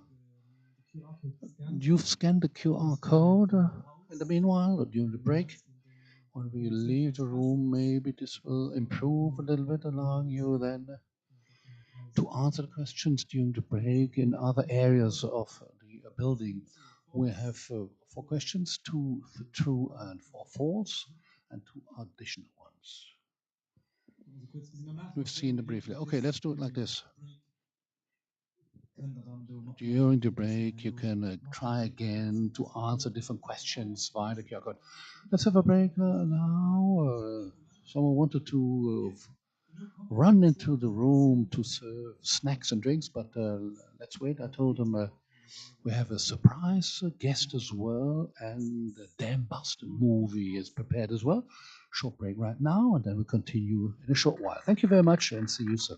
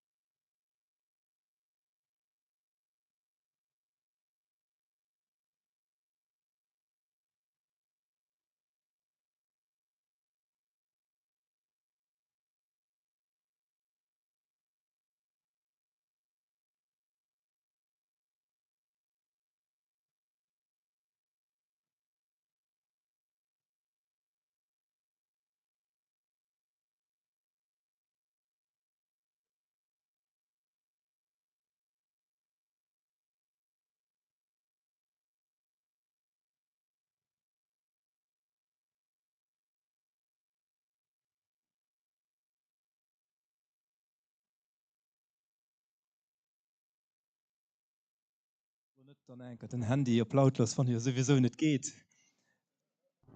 Phones are not working here, so I don't have to tell you again to please put them on silent. But we're checking in on the questions afterwards. We'll do so analogically and talk about results and the answers. We have still prepared 2 presentations. Please come in. 2 presentations and 1 surprise guest before we get into the discussion phase, a panel discussion, and a movie. It's a trip around Europe and around the world. Switzerland, Portugal, but also Africa. Just to mention a few, he's a project leader at the World Fish Migration Foundation and project manager at the Initiative Dam Removal Europe and Africa. Ruben Rocha will tell us about the challenges in this endeavor. Please, you have the floor.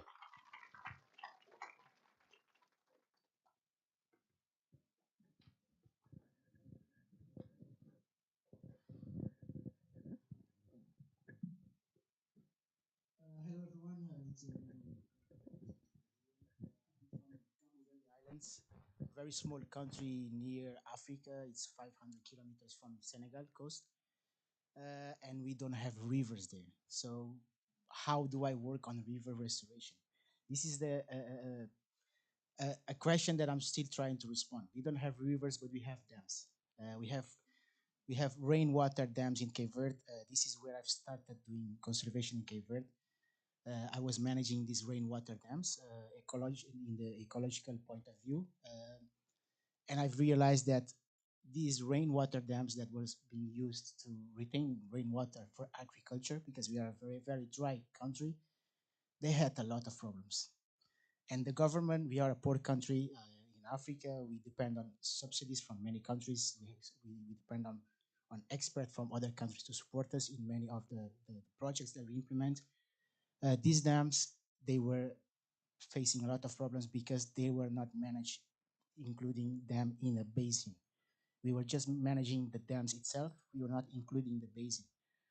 And I will go through this presentation and show you what are the challenges when we are implementing dam removal. But first of all, I would like to show you why we need them. Dam removal is an organization. You can go to the next slide, please.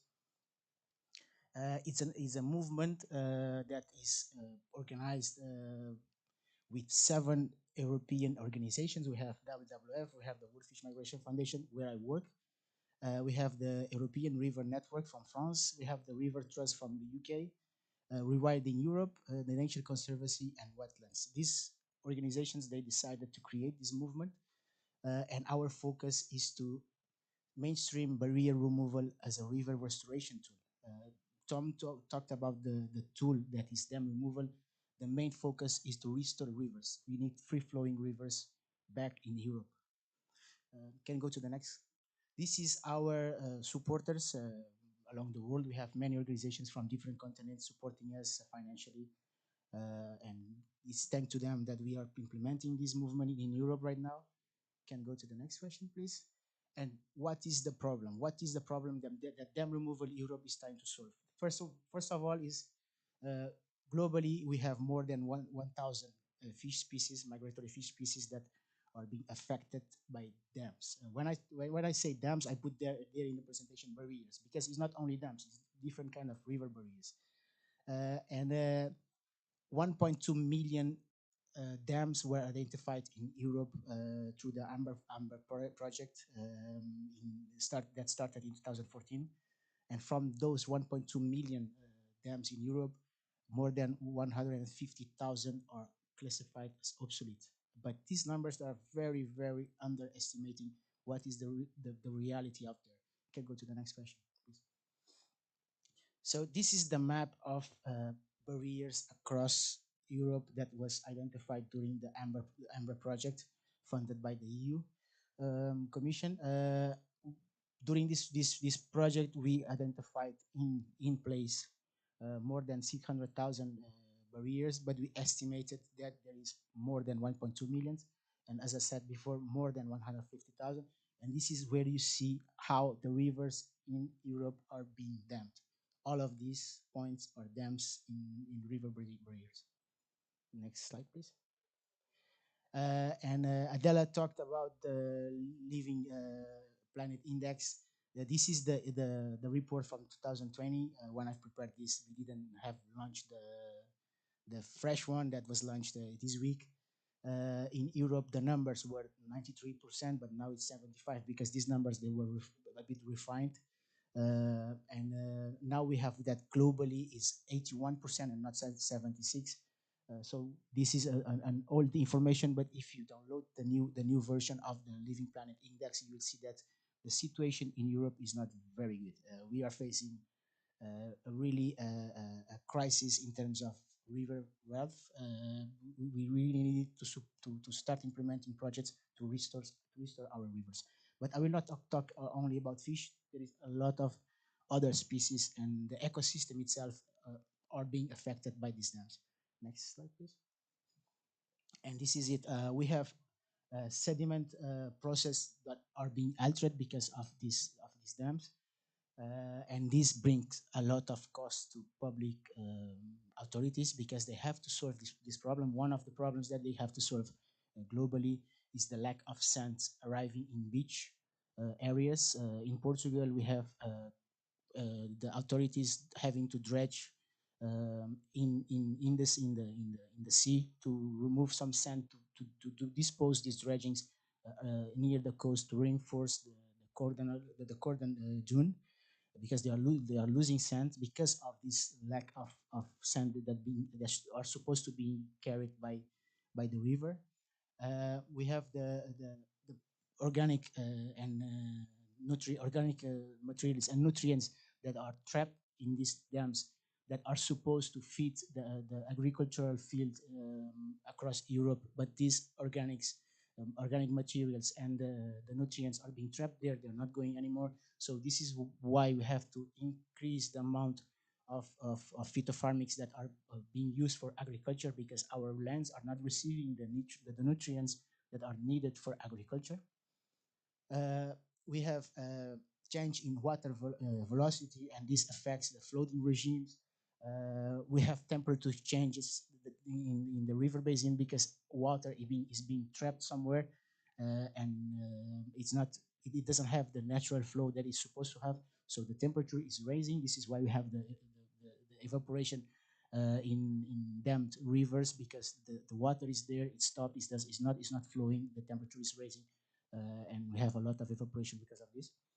And all of these problems, there are kindly tackled in some EU policies. We have the Nature 2000 and the Water Framework Directive. We also have the Habitat Directive.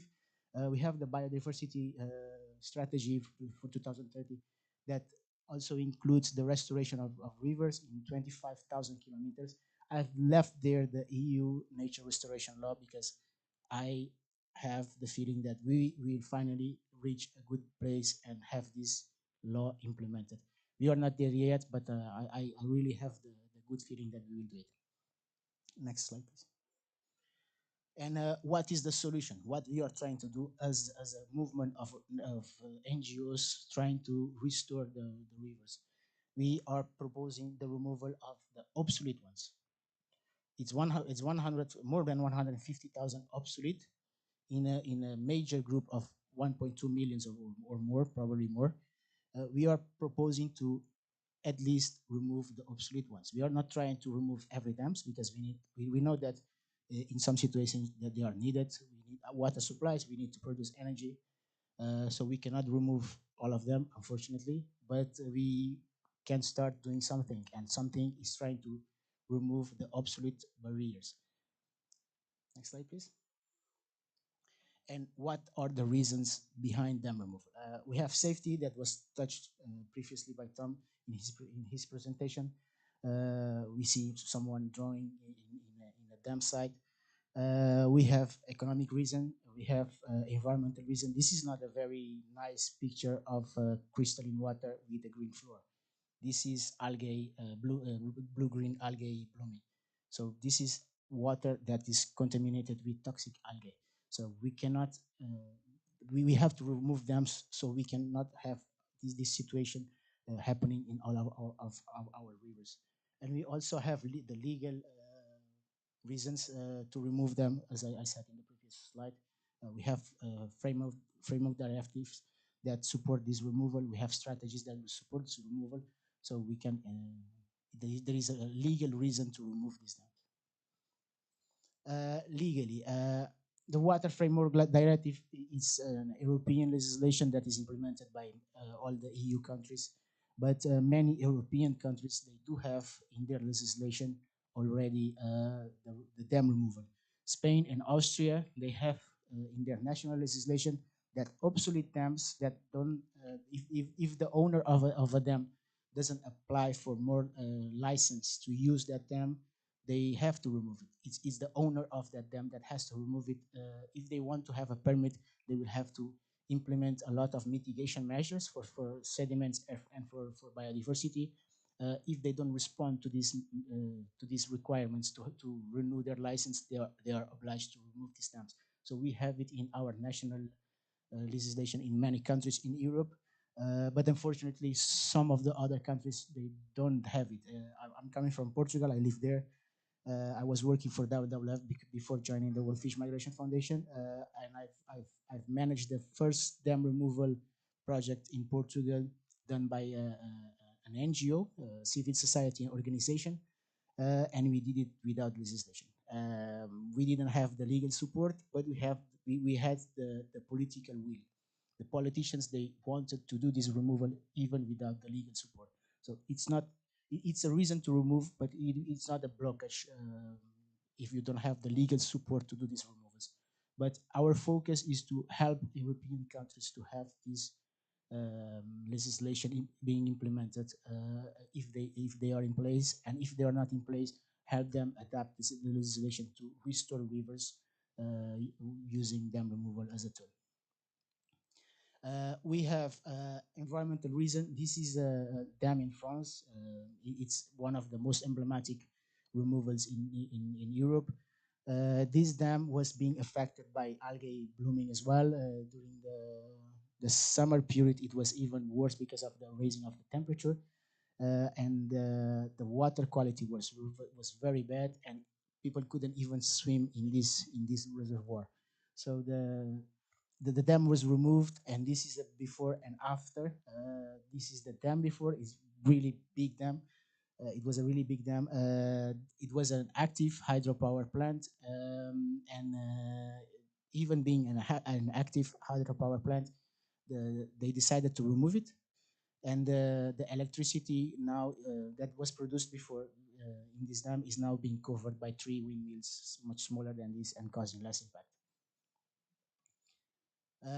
We have other environmental reason. This is a case in Spain. Yes, it is in Spain that was removed in 2023.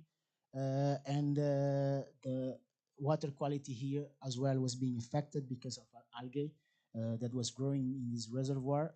And because of that, the water quality was very, very bad. It couldn't be used for many of the use that it was supposed to have. And you see the picture before and after. This is the result after the removal. Now we have the improvement in the water quality in the region. Next slide, please. And when you have problems like this, one of the solutions, or maybe the only solution, is to remove dams. When you have algae that is really growing out of control because the water is receiving a lot of contaminated sediments from agriculture side, from industrial side, the algae will really bloom in these places. So it will affect the quality of the water. You will have to invest much more money to treat the water for urban consumption. In this kind of situation, you will have an increase in greenhouse gas emission. You will have a decline and probably extinction of economic fishes that are very important for communities. You have the deterioration of water quality, and all of these can be solved with a simple process that is a dam removal. We have safety reason. This is another case in Spain. I'm using a lot of cases in Spain because Spain and France are our champions in Europe in terms of removals. This one, if you can see in the image in the left, the door here, it was broken, it was destroyed because this dam was abandoned for 20 years. And there was no maintenance after it being abandoned, and it was starting to collapse. And the problem around this is that it was full of sediments being trapped upstream that was about to be released if the dam collapsed. And this sediment, it was heavily contaminated. So it has to be removed because you will contaminate all the downstream, the downstream that was being used for water supply to local communities downstream. So this process, this removal was quite complex because they had to remove the sediment that was contaminated, put it in a safety place to avoid soil contamination and afterwards water stream contamination. But it was done, and this is the after the removal. This is the river free flowing. Another point of the safety reason is to preventing floodings.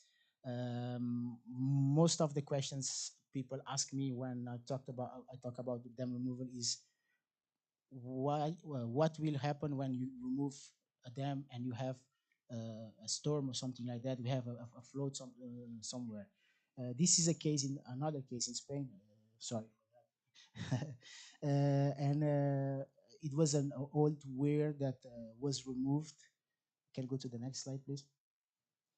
And this is what we see out before and after the removal. Before the removal, there were floodings and 165 meters per second that was passing in this river. It was enough to cause floodings. After the removal is in the same place. If you see in the right image is the same place.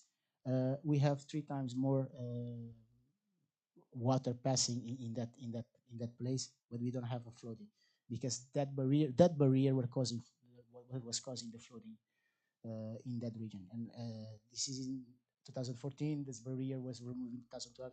So this is the result after the removal in a city site. And this is another removal. Is not a barrier in the river. Is a lateral barrier. You can see in the left side that the flooding was affecting near the houses, and this was causing loss of lands and affecting the constructions that are near the river.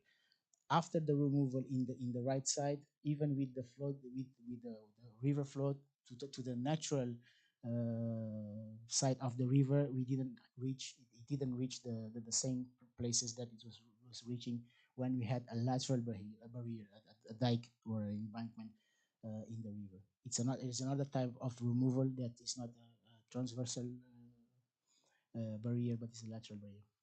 Next, please. We have economic reason.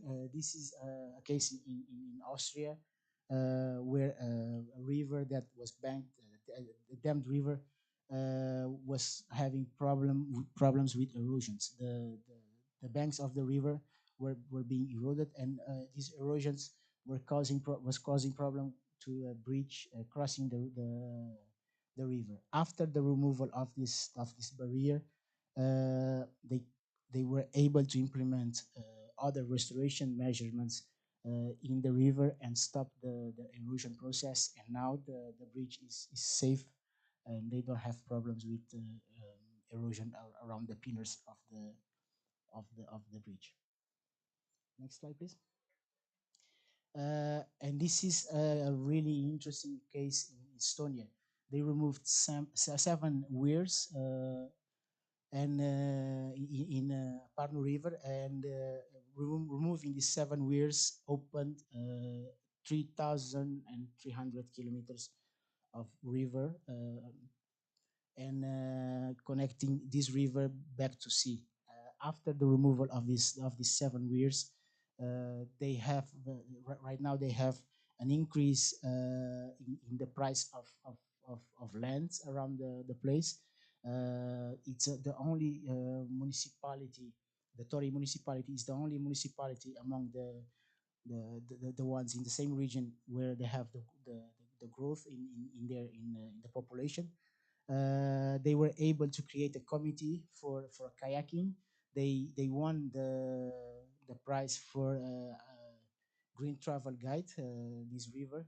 They won this prize, and it's really a successful case in Estonia. In Estonia they have a lot of success cases to implement dam removals.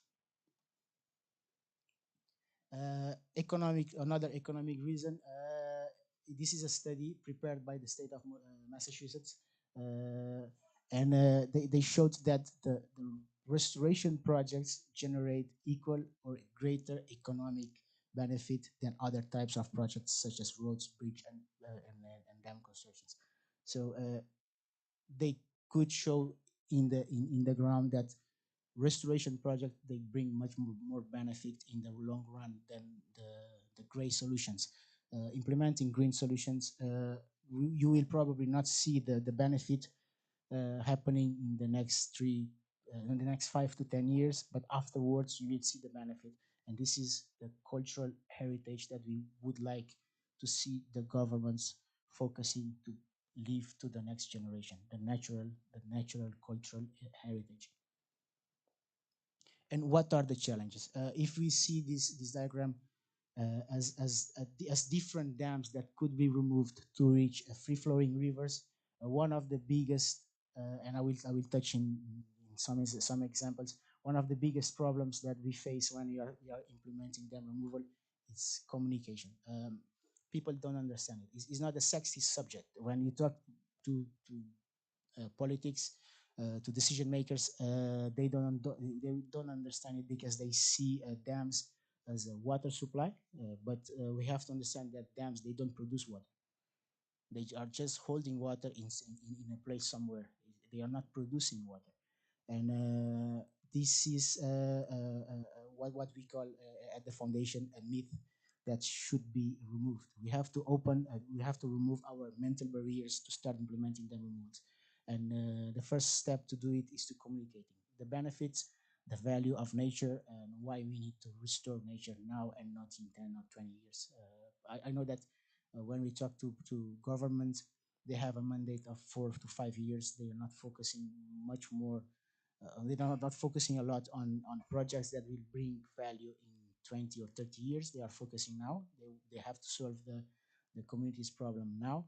But working now on river restoration, on nature restoration, you will have the benefit in 10 to 20 years when we reach probably the no turning point in terms of climate change effects.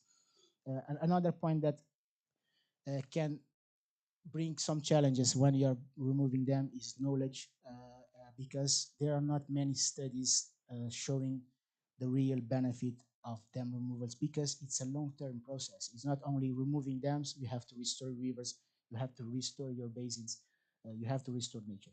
So when you do it separately, dam removal without the full process of river restoration, you will not have the full benefit in the future. So it's really hard to have this knowledge, this data collection, and having this database set up when you are not focusing on the bigger picture. It's not only dams, it's the river, it's the ecosystem, it's the forest. They are all part of one ecosystem.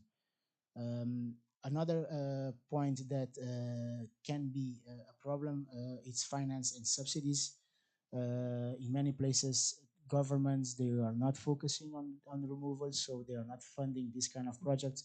Organizations, they are being opportunistic, they are trying to get the funds where they can, but most of the time it's not enough. Very little is being invested in nature, and organizations, they really have to run after funds to keep the organization running and also implementing projects that will bring benefits.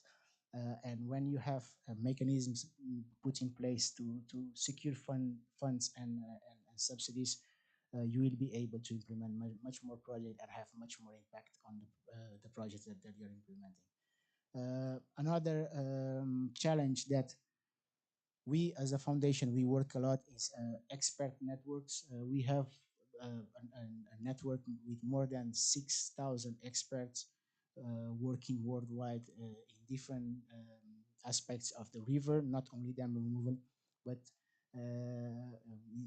using rivers as an ecosystem.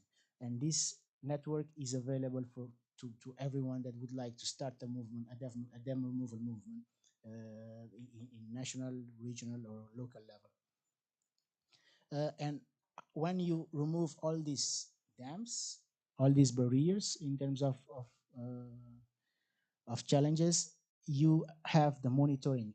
The monitoring aspect, the evaluation monitoring aspect, they are very important. When you evaluate the impact of a dam in a river, you have to also evaluate the the the the situation after you do the removals. I know that in Luxembourg you have this this system where we have to do hydrological and hydromorphological studies to show that removing a barrier or a dam will not cause floodings. This is very important. It's an important aspect, but in some cases you don't really need to show, don't really need to go on the ground and collect data for 2, 3, 4 years just to show that removing a small weir is benefic for the nature, because there are small weirs. They don't have, you don't have communities around. They are obsolete. They don't have maintenance, or they are about to be removed by nature if you don't do something. And in some cases, if they are removed by nature and you have people by chance passing by, you can have accidents. So the safety aspect of removal is very important. And then you have to execute the dam removal, the technical aspect of executing dam removal. And in some cases is a challenge if you don't have enough capacity to implement the dam removal projects. Engineers that are willing to work on this, university that are willing to support during the removal process, or during the monitoring. The execution of a dam removal project is not something that is done by one person. You need a team, you need an organization, but you need also a network of organizations working together to implement this project. And going back to communication, this is one of the aspects I was talking about, the misconceptions. This is an article where a group of citizens from France, yes, from France, they wrote to the member of the parliament because they were concerned about the removal of dams that are supposed to be used as water reservoir. And this because the European strategy, the biodiversity strategy for 2030, has that river, the continent Europe should have at least 25,000 kilometers of river that are free flow. And people, when they misunderstand what is the focus of these removals, they start asking questions. And when they start asking questions, the politicians, they back down. They will not proceed with removals because the community is not understanding the purpose of these removals. So it's really hard to start the movements. It's really hard to build this kind of movement when the community, when the people don't understand why we are doing this. And this is another case from Spain, where we have the Vox political party. Is this the far right political party in Spain, and they are using images of dam removals being done by the government in Spain to say that the government is punishing people because they are removing dams, and these dams are supposed to provide water to people. And then they are really good to use fake information, fake news, and play with people's mind, showing this kind of information that are completely fake, to start this kind of movement. And now, for the first time in Spain, in many years, they are they are able to they were able to stop some of the removals that were supposed to be conducted last year. And because of this noise, they are making a lot of noise. Because of this noise, they didn't proceed with some of the removals. Can go to the next slide, please. Yeah, another problem that we had with the nature restoration law is the systematic hearing of misinformation. This is what some politicians they were using to stop this law. Some people they were complaining. A lot of people were complaining in social medias about the law because there were and there still are a lot of misinformation being carried in the social media that is being used to stop the adoption of this law.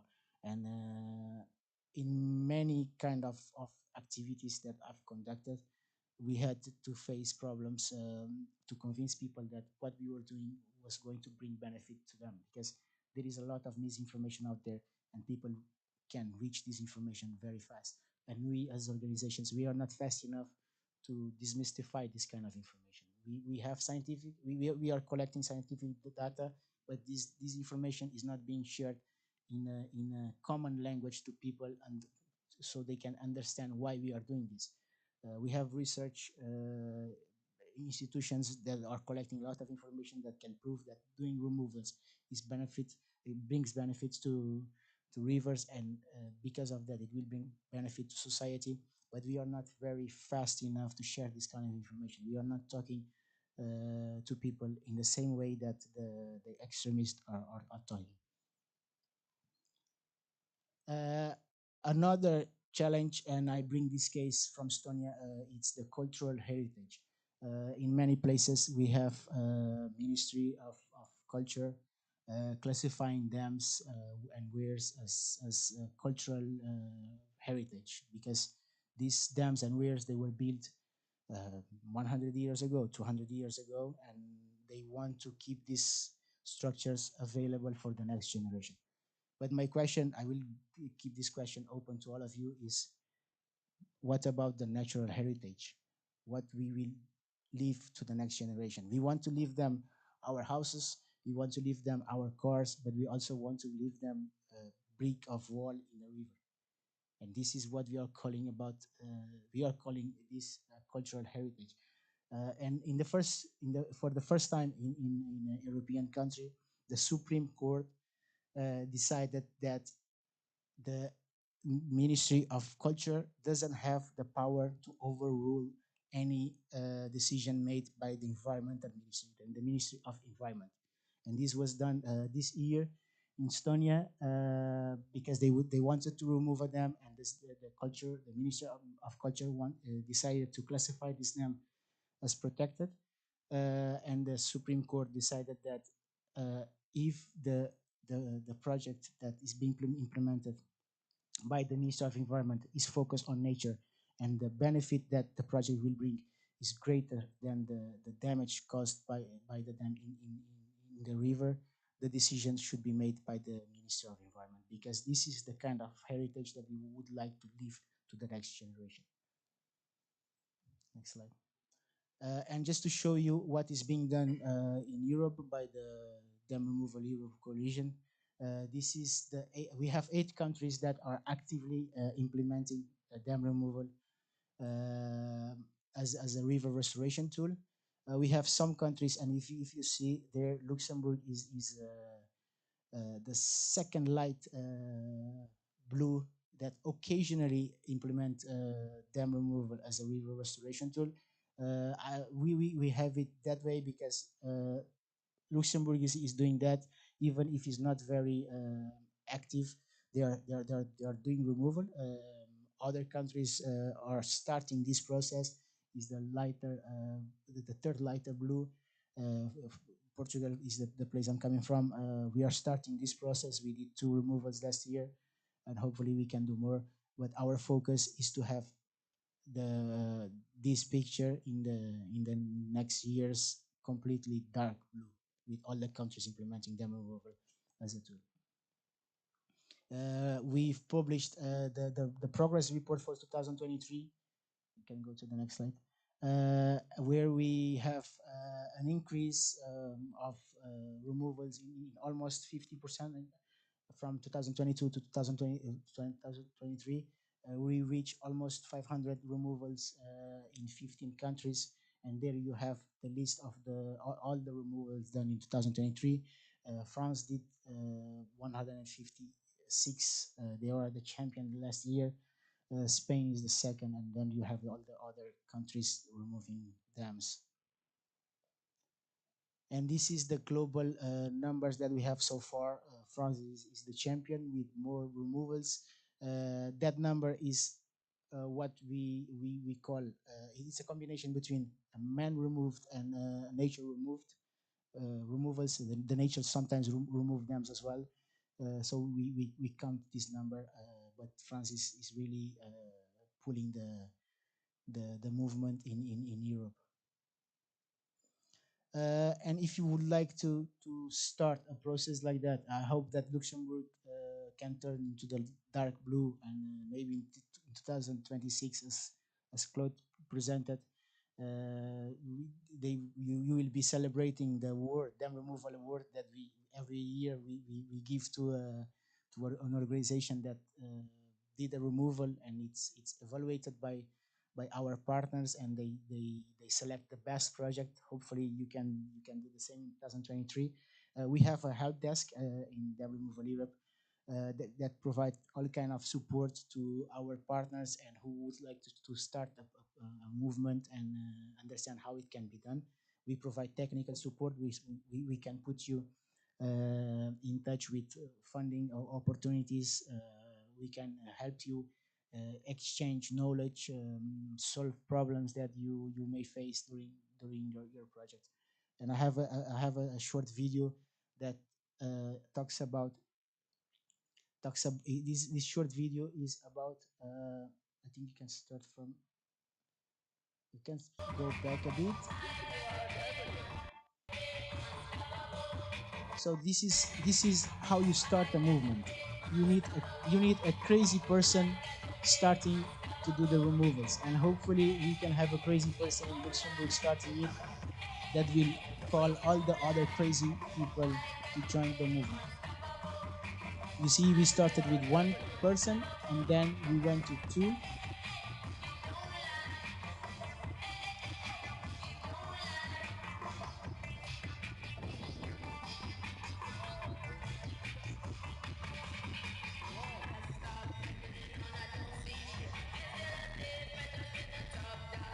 The third one joined. We have a third dam removal.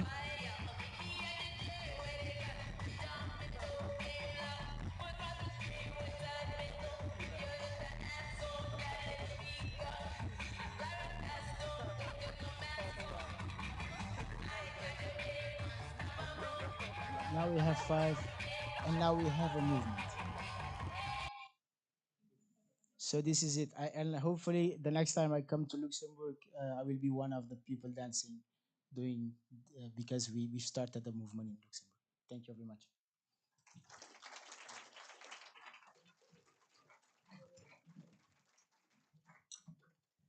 Hat man Chance, dass der Ruben dat net am Saal wat machen, das aufhängen das mal dann zu summen.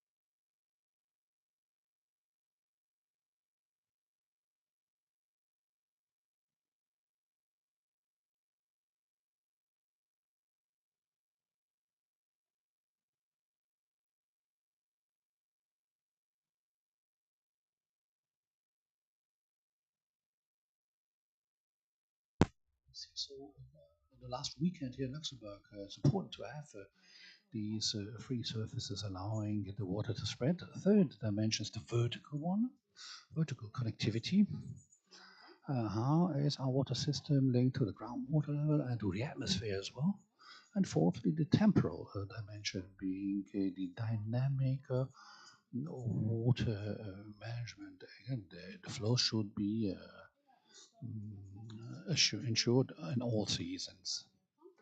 Let me talk about the European context as well as an introduction, because this is the basis of the development of our own strategic plan. You've heard about it, 2020.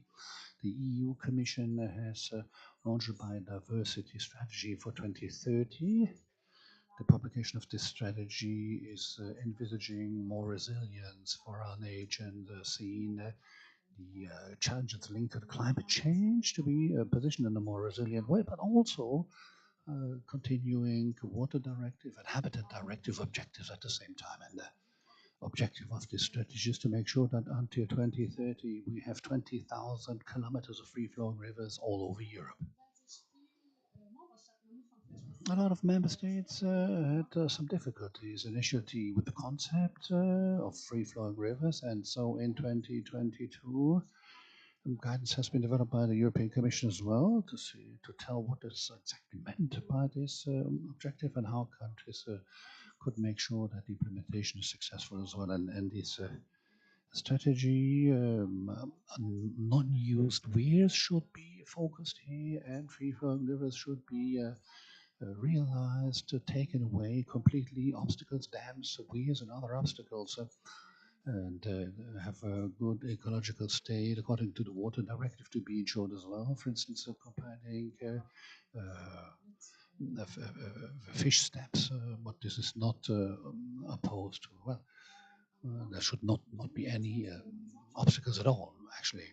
And 2024, our minister said so before, we hope that finally the new nature restoration law will have been voted and adopted, and possibly will giving us a better environment for the implementation of our measures to reinforce them even, because the objectives of the diversity strategy are not absolutely obligatory, and they might become so with this new nature restoration law.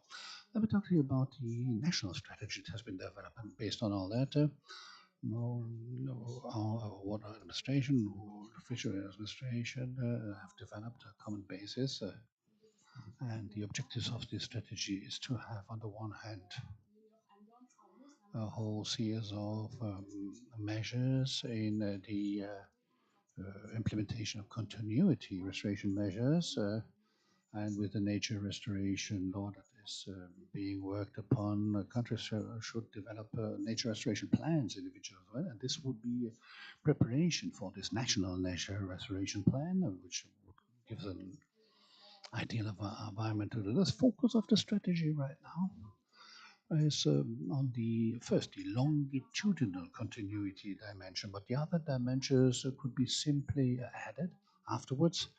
And in the framework of the free-flowing rivers, taking out completely obstacles, connectivity of the four dimensions would be ensured at the same time. The basis for the strategy were all data in the inventory of transversal structures and culverts of 2021. The next slide, I will be giving us some more details. This is a map of Luxembourg with all kinds of different colors and icons. Maybe you've seen this before. In the GeoPortal, you can have a closer look. And as you know, and Jean-Paul said so beforehand, unfortunately right now we do not have water flows in Luxembourg being in a good ecological state, and concerning continuity, it's not very well positioned. We have 5 major water flows, 3 in blue, 2 in green. For ecological, well, ecologically speaking, the continuity is considered as rather good. All the others are not, because there's fragmentation due to barriers. More than 1,000 here in the country, amongst which 800 considered as considerably hindered avoiding continuity. On the map, you can see all kinds of obstacles we do have here in the country. There's two major types of barriers. We have these culverts indicated with dots, and these different round points, and the others are the weirs we've been hearing about in the other presentations already within the squares. And you can go to the geoportal and find data sheets, fact sheets per barrier with all kinds of information. We have photographs, GPS coordinates, the dimensions of the obstacle, when and how was it built, and what's the impact on the continuity aspect. A whole lot of different elements of information you can have a look at, and they can be used as well to have a first overview, allowing an evaluation of what we do have as free-flowing rivers in Luxembourg right now and what could be done in the future. I'll click again. This is another map with all kinds of different brown passages here between the dots and squares. These are the free-flowing stretches that we have. Darker brown, longer ones, lighter brown with shorter distances. Here you can see the spread of the different types of free-flowing stretches. Strong fragmentation, as I said, and a lot of free-flowing stretches we have right now are under 1 kilometer, but we have a few, 13 as well, with more than 10 kilometers of free-flowing stretches. The Attert over here, the Obersauer, Untersauer, Unterseeverde, we can find longer stretches already. And as you can see on the map, on the northern part of the country and on the Sur, the Sauer, we have longer stretches where free-flowing characteristics are given. That's the reason why in developing our strategy we wanted to focus on these precisely. And the second reason why we wanted to focus on the northern part of the country first was that the PNPN3, our national nature protection plan, has foreseen 12 areas, 12 water systems, if you like. They have been mentioned to be declared as nature conservation areas afterwards, nature protection. And because the water flows are in a rather good state already, worthy of protection, and this status is to be maintained. These are the dark areas here, as you can see. It's 12 on the whole, but in our strategy, it's only 11 that have been taken up on the northern part. Schwäbisch. It's not taken into account yet because it's connected to the Ur River, and there we have a dam that probably will not be removed, and so there will never be a possibility for reconnectivity. So it's not part of this list. Second part of the key areas here are the natural rivers that are rather close to a good ecological state already. And the third type of water flows are concerning connecting water flows, having a connection from the core areas towards the Mosel in the light type of color for the list. At whole, we have now in the free-flowing river system 28 water bodies according to the water directive definition. Here you can see again the network that if we've been building up, chosen according to the two criteria with the free-flowing stretches as determined already. In the future now, once these obstacles will be removed, we will have a network of 385 kilometers of continuous rivers and creeks from the Moselle to the fish spawning grounds of the smaller waters that could be added to the European waterways. But in order to get there, we have still 204 barriers to remove that are still hindering our water flows in 206 sections. In order to try and see how we could focus here on certain areas in order to remove certain types of barriers, we have a priority of obsolete barrier removal based on 5 different criteria that I would like to present to you now. Criterion 1. with a bigger barrier, the priority to remove them is higher, logically.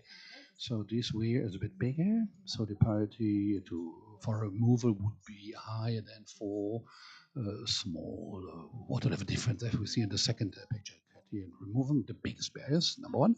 Criteria two, maximizing the length of free-flowing rivers. Second, if I take out a barrier and the stretch is longer, the priority will be higher than if I can only add a smaller stretch. And this is a good illustration here. See, if I take with a little barrier at the red arrow, I will gain a longer stretch than the other ones on the upper left side. And to show this on the map, on the right hand side with the Vils River, Volz, we have a lot of different smaller barriers, one after the other. Less priority to remove these as compared to the mauve area with one big barrier leading to a much higher stretch gain. Criteria number three, exactly, reconnecting tributaries to the river network as such. Once when a barrier is closer to the mouth of a tributary, the priority will be higher to take this one away. Initially, you can see this on the little drawing here with the red arrow. If you take away the one closer to the main river, that will be a higher level of priority. Criteria number four, opening of the free-flowing river network towards the Moselle River. Once a barrier is closer to the tributary into the Moselle, the priority will be higher as compared to other spots upstream. You can see it here. The one here closest to the Moselle will have a higher priority level as the ones on the upstream, and on the map again, this would be the case on the Volts upper side with a lesser level as compared to these our Ossu here down with the arrow underneath on the right hand side. Criteria 5, creation of completely continuous water bodies. If we have just a few barriers to be removed, the ones in these water bodies will have a higher priority level as barriers in water bodies where still a lot of others to be removed. Here I have an example of the Volz River and the Trittbar as well. Maybe to anticipate a possible question, we have also tried to have these criteria summed up.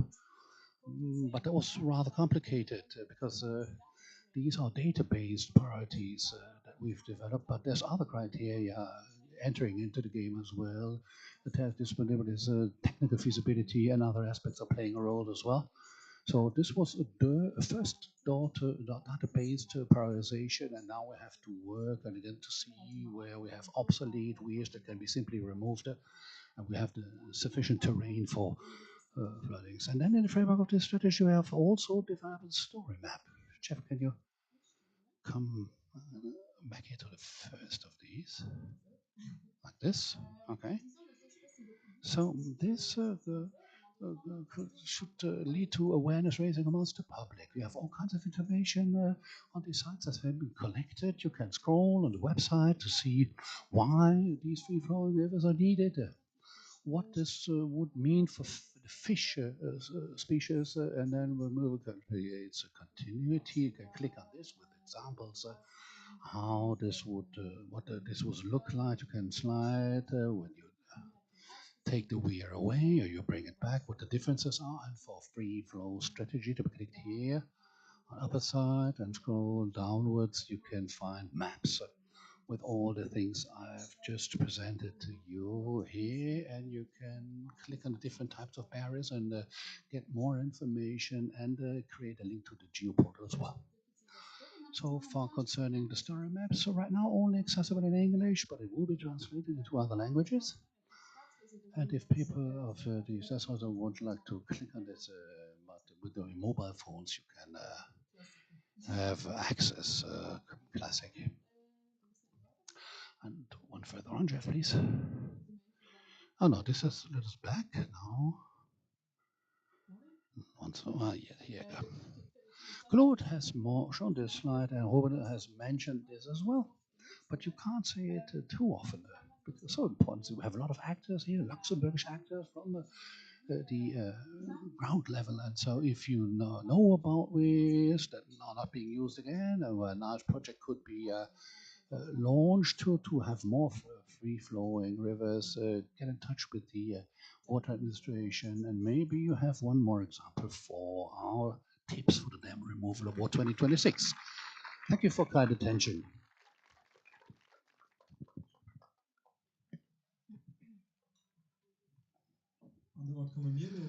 Great, and now we will come to our surprise guest. Now we will be calling a country quite far away. We're going to Laos. I can't say more than that. It's going to be a surprise. When people ask me, is everything live on TV? I say yes, most of it. But when we, connect to another country, we pre-record it because otherwise there are issues. But I am optimistic. I hope it will work now. I think it will work. We tried it out, and actually this is why you don't have access to the Wi-Fi, because we need all of the internet power. Because we're connecting and calling Laos.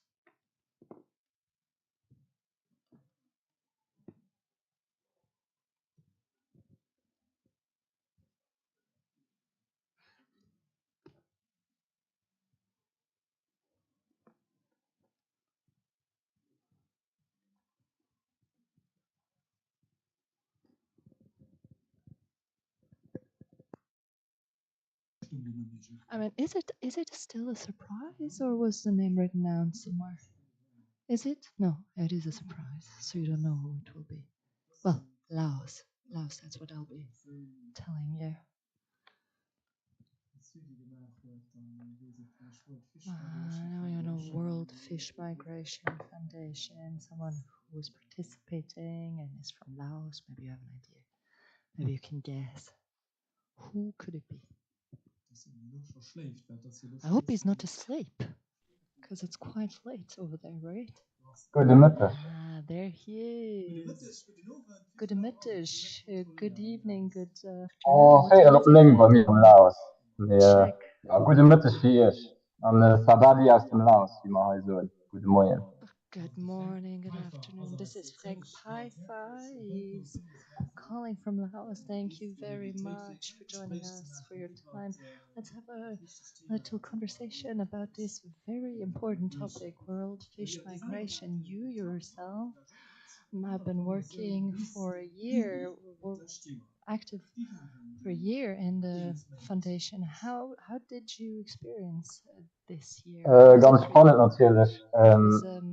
Dat super war bei der Organisation, dass einfach so viele Leute zusammenkommen, die eine Passion delen und sich dann mit anderen Leuten connectieren, die praktisch dieselbe Passion haben. Dann kann ich wirklich immens viel bewegen. Das hätte ich mir auch so nicht vorgestellt, dass ich mit so lauter Baby-Steps, also sogar in einem Jahr, wirklich viel zusammen auf den stellen. Und ja, das war wirklich eine super flotte Erfahrung. Und es sind auch so viel mitgeholt, wo ich gesehen habe, wann die Leute Terra so immer mit abbild, von den positive Messaging möchte, von den Beweis, mir hören ist, damit man das so irgendwo hingeht und du Zeit aufschlägt, also so mir restaurieren oder die Fluss sei, da sind da wirklich viel mehr bewegen kann. Und ich meine, das kann ihn auch mehr verallgemeinern, da sind Leute, man muss die Bucht tun, auch wenn es nicht immer einfach ist. Voilà. Ich würde sagen, super Erfahrung.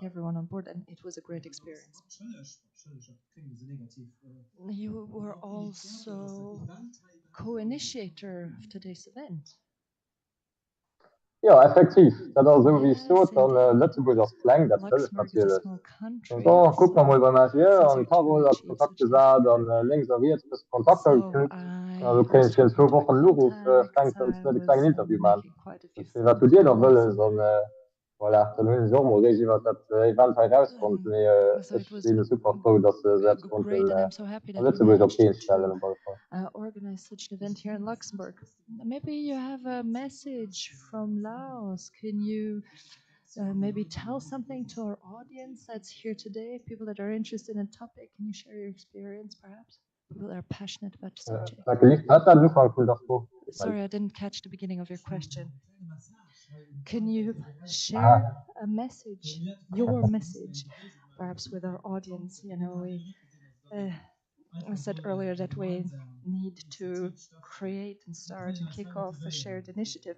Maybe you can motivate us even more. Ja, also ich kann just aus meiner eigenen Erfahrung So I schwätzen, can only talk from my es own muss experience. eine Relation You need herstellen to zu der have Platz. and establish a Ich meine, es wird nach relationship. nie gesagt, so, ich engagiere mich nur mal für You know, Fluss zu restaurieren oder was auch immer no one das. has ever kicked something Wenn ich off noch nie sich alone. einfach solo als Beispiel sich bei Fluss gesagt wird, dann den einfach You mal know, 10 Minuten nur geguckt wird, you dass can't ich just davon kick nochmal off a beeinflussen lässt. movement Und by just für mich war das auch sitting at Basis, the was ich immer riverbank gemerkt and habe, looking at the so was river flow. No, naturschutzspezifisch you geht. So, need wow, to ich do fühle mich eigentlich so research for gut an der the Natur event, und looking das at ist so what schön. Und was besteht gentrification eigentlich so? Das means. ist, du sollst dich einfach mal ein So, bewusst gehen, first of all, you war need den to du hört, zum Beispiel understand freifließende Fluss oder schöne Büsch. what Und dann könnte the der nächste current Step gehen, state dann is, analyze the current state, and then you need to draw conclusions from that, such as, well, our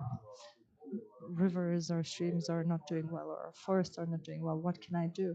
So it's always important to have some kind of also personal connection to the project or the movement you're starting.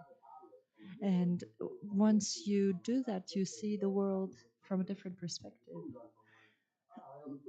You know, if you take a walk in the city center, look at the stream, look at the river, ask yourselves questions. How is river doing? Is it doing well? How are the species inside of it doing? And if you do that, you get another approach to the matter. So this is what I did.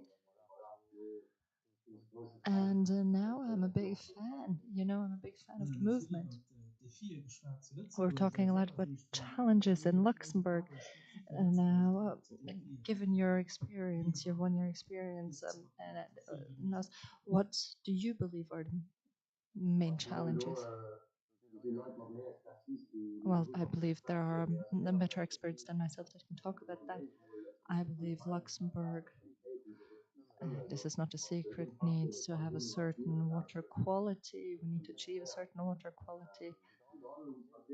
And there needs to be also political willingness. The politicians need to be on board in order to achieve something, to move the things. You need to have the nature restoration law that needs to be passed, and we need to have you know, some kind of model also to follow. And we also need people on board, people that are passionate about a subject. I'm talking here about the association of river friends, for instance, who can do their fair share and organize projects and events. If we manage to get everybody on board and if we manage to work together, we will get far. And then I believe it's also very important that, or to understand that Luxembourg and people from Luxembourg like to protect their monuments, and I understand, but we need to set priorities. We need to say, okay, look, this is our livelihood, this is our nature, perhaps this has priority over a monument. Maybe we can destroy this 50-centimeter high wall that's been built 100 years ago. So we need to, you know, agree on certain aspects. So there needs to be a willingness to achieve something, to do something. And for this reason, the events such as the one today is very important in order to really debate the topic. It's a few words about Frank Pfeiffer. He is cooperation agent for Laos, Vietnam, and Myanmar for Luxembourgish Embassy in Laos. He used to work at the UN in New York and a cooperation with the Ministry of Foreign Affairs. Now you are in Laos. How come, and what are you doing there exactly?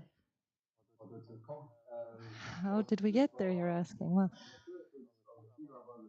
climate change and climate protection and developmental cooperation were topics that were of high interest to me and always have been. And now I got the opportunity to participate in this project. I thought it sounded amazing. It was completely new context, new input, receiving new culture.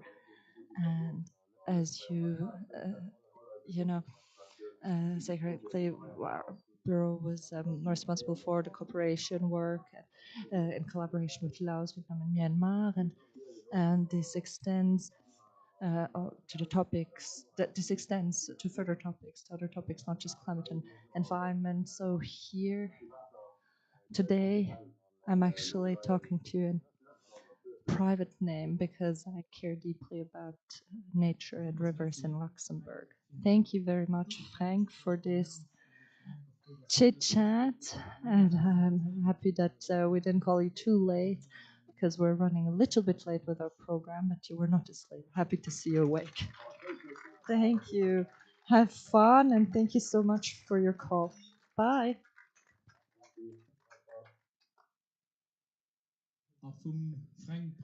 So now let's move over to our final discussion round. Now I would like to kindly call Tom Kielen to the front. Thomas Thompson, Patrick Charrier, Claude Prime, and Ruben Rocha, would you please join us for the roundtable discussion?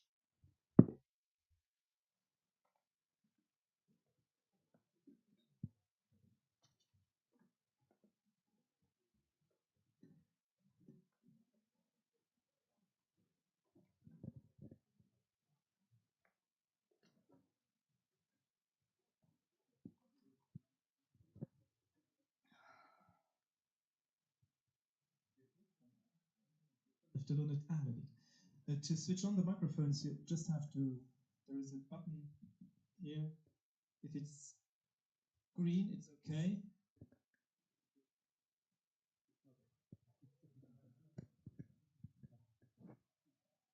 Internet? As I said, shortly that we had the problems with the internet, we're going to start with the questions from the Mentimeter. Paul, starting with the first one. So I'm going to ask the question, and then you can answer with your hand, and we're going to have the explanations. So, removing dams will always lead to increased flooding. Who will go for a yes? Removing dams will always lead to increased flooding. Okay.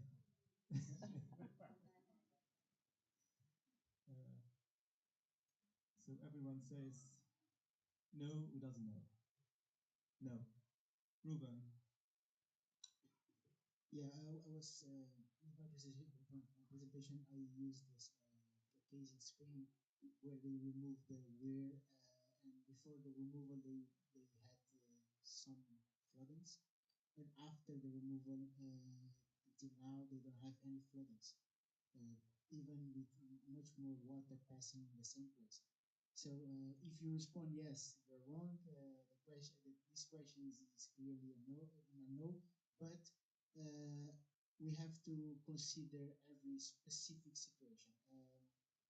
Every removal is a removal itself. It has its specificities, so you have to evaluate. This is why we need data collection. This is why we need evaluation. Because when you have a dam that is considerably big for a river that is there for 100 years, 200 years, the river already adapted to that dam. So when you do the removal, you have to restore the river itself, restore the riparian galleries, and increase the capacity to retain soils, because the river itself it adapted to that dam. And if you do removals without doing studies to see how are the impacts after the removal, you may have some floodings because you didn't do the full job. You just did the removal, and the removal is just a tool. The focus is the river restoration. So you have to go until the end, and it's not only the removal. You have to restore all the river natural characteristics. So let's put it this way: in a normal situation, you will not have an increase in floodings. In an abnormal situation, you may have, because you didn't do the right and correct work. Okay, so I guess we can go to the second true.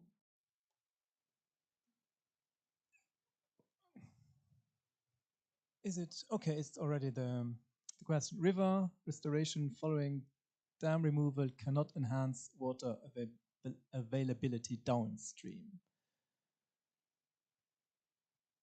Yes or no? Bedenkzeit.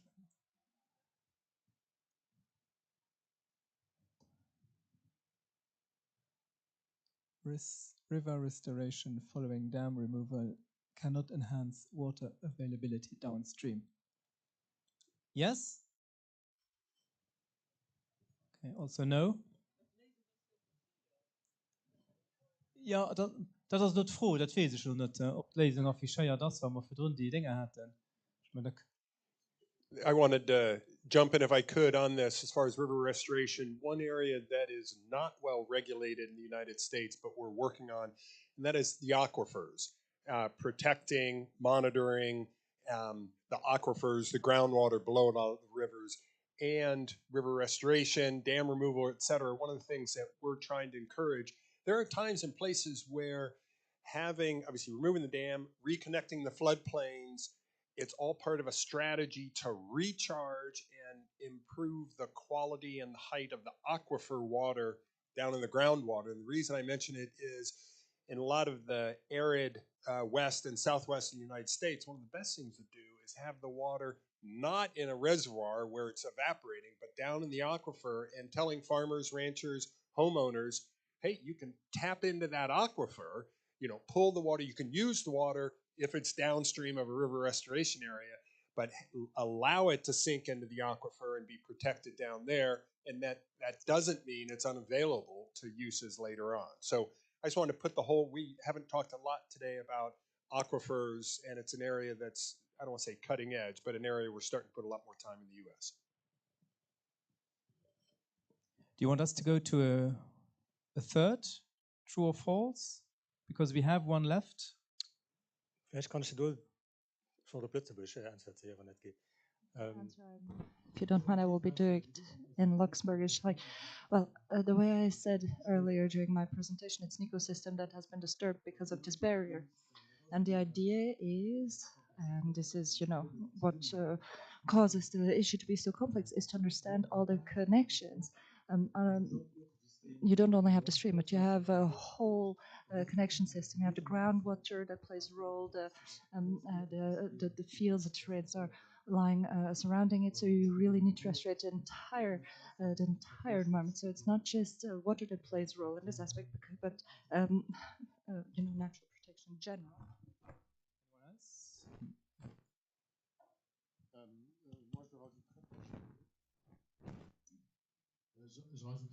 I also want to add an aspect. It will vary depending on the water flow, the type of water flow. Some water flows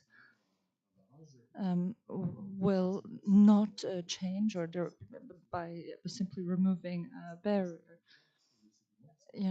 Certain barriers don't necessarily have such an impact on the flow of the river because there are not as many. There's not as much load, such as stones, rocks, etc., that are flowing in the river. So removing the barrier will not necessarily change something. Maybe long term, but short term, or it will not necessarily have an impact. So it's not that we should be selling ideas with the removal of barriers that we can't, really promise. So we have seen a lot of examples earlier. Water flows that transport a lot of stones, sand, etc. So for these types of rivers, the barriers have another impact than for others. So, and then you have also different kinds of water bodies where the removal of the barriers will have another impact. So you also have to look at how the river behaves, and there are also rivers that will take much longer time to renaturate and go back to a natural state than others.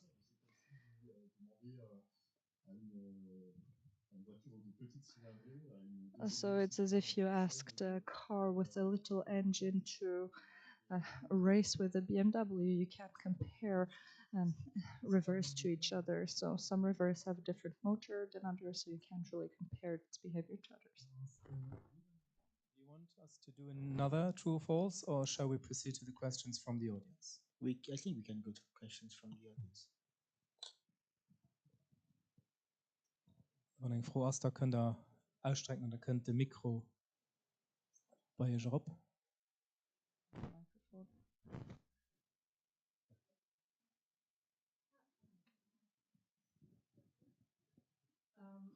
Thank you very much for all the really interesting presentations. I was wondering, we heard a lot about stakeholder engagement and that communication is important. But we also heard that involving a lot of stakeholders will lead to having a lot of different objectives, sometimes opposing objectives. And I would like to know from Tom and Claude, how do you deal with that in your projects? Do you give the opinions the same importance? Do you rank the opinions? And yeah, basically, how do you do that? Thank you. Let me back up half a step, get to your question. We spend a fair amount of time trying to prioritize our projects. You know, we've got a huge number of dams we need to be removing, only at the moment, so many resources and time, et cetera. So we do have somewhat of a decision matrix in trying to prioritize removing those dams that are having the biggest ecological harm, removing those dams where the stakeholders and landowner are enthusiastic about taking the next step. So absolutely agree with you on the importance of engaging with stakeholders, communicating, building the trust. And if it's a project where, for whatever reason, they don't want to move forward or the relationship isn't there, unfortunately, we tend to then move on to another project and focus over here until, and you know, keep dialoguing with them until that project gets going forward. So it is trying to just keep going and figure out what's the, I don't want to say the easier, what's the best next project is kind of how we think about it. We are also, I didn't mention it, but I want to reinforce, we are trying to prioritize dam removals in urban areas, in places where there are communities of color, tribal nations, communities that have been disproportionately harmed for decades. We're trying to move them to the head of the line to give them the benefit of that river restoration project. So for whatever that's worth.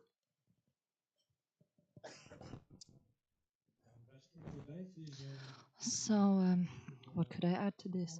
Well, given our experience of the last years, I believe it's important to, when we go or approach a commune together, well, a commune or whoever is supposed to take the lead on a project here in Luxembourg, it's most of the time municipalities, that we as authorities that are reaching out, that we agree, that we, you know, have the same goals. And that's important to do in order to start a communication. What's our strategy? What's the goals that we want to follow, etc. So it's important that we draw the state actors in one direction. If we manage to do that, and then we can take other people, we can get other people on board. You know, it's also not going to be, you know, it's not going to work to just dictate things, but it's work together. And we, as a water management department, cannot implement all these projects alone. We need partnerships. We need the municipalities and other administrations. So we have a lot of instruments actually and tools that we can use. However, we must pursue the same goal and must do it together. And it's important to communicate this goal precisely and concisely to people who are not as familiar with the topic as we are. And this is a little bit of the challenge. You know, despite of all the tools that we have, we must, you know, find the right path. You know, this works. You know, we have a project or where we or projects where we really see that communication is key. If we don't talk to each other, if we don't get people on board, then we will not achieve anything. So we must really get people on board, and I believe if we do that, we can get far. Is there another question? I don't really see the audience because of the light. I thought there was someone raising a hand. Yeah.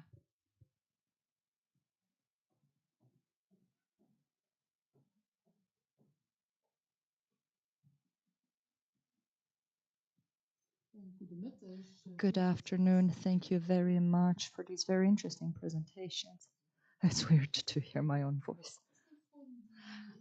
So the flooding events from the year 2021 and also the ones from 2 days ago, I was wondering, are those events rather a help or a problem when it comes to communication or talking to people?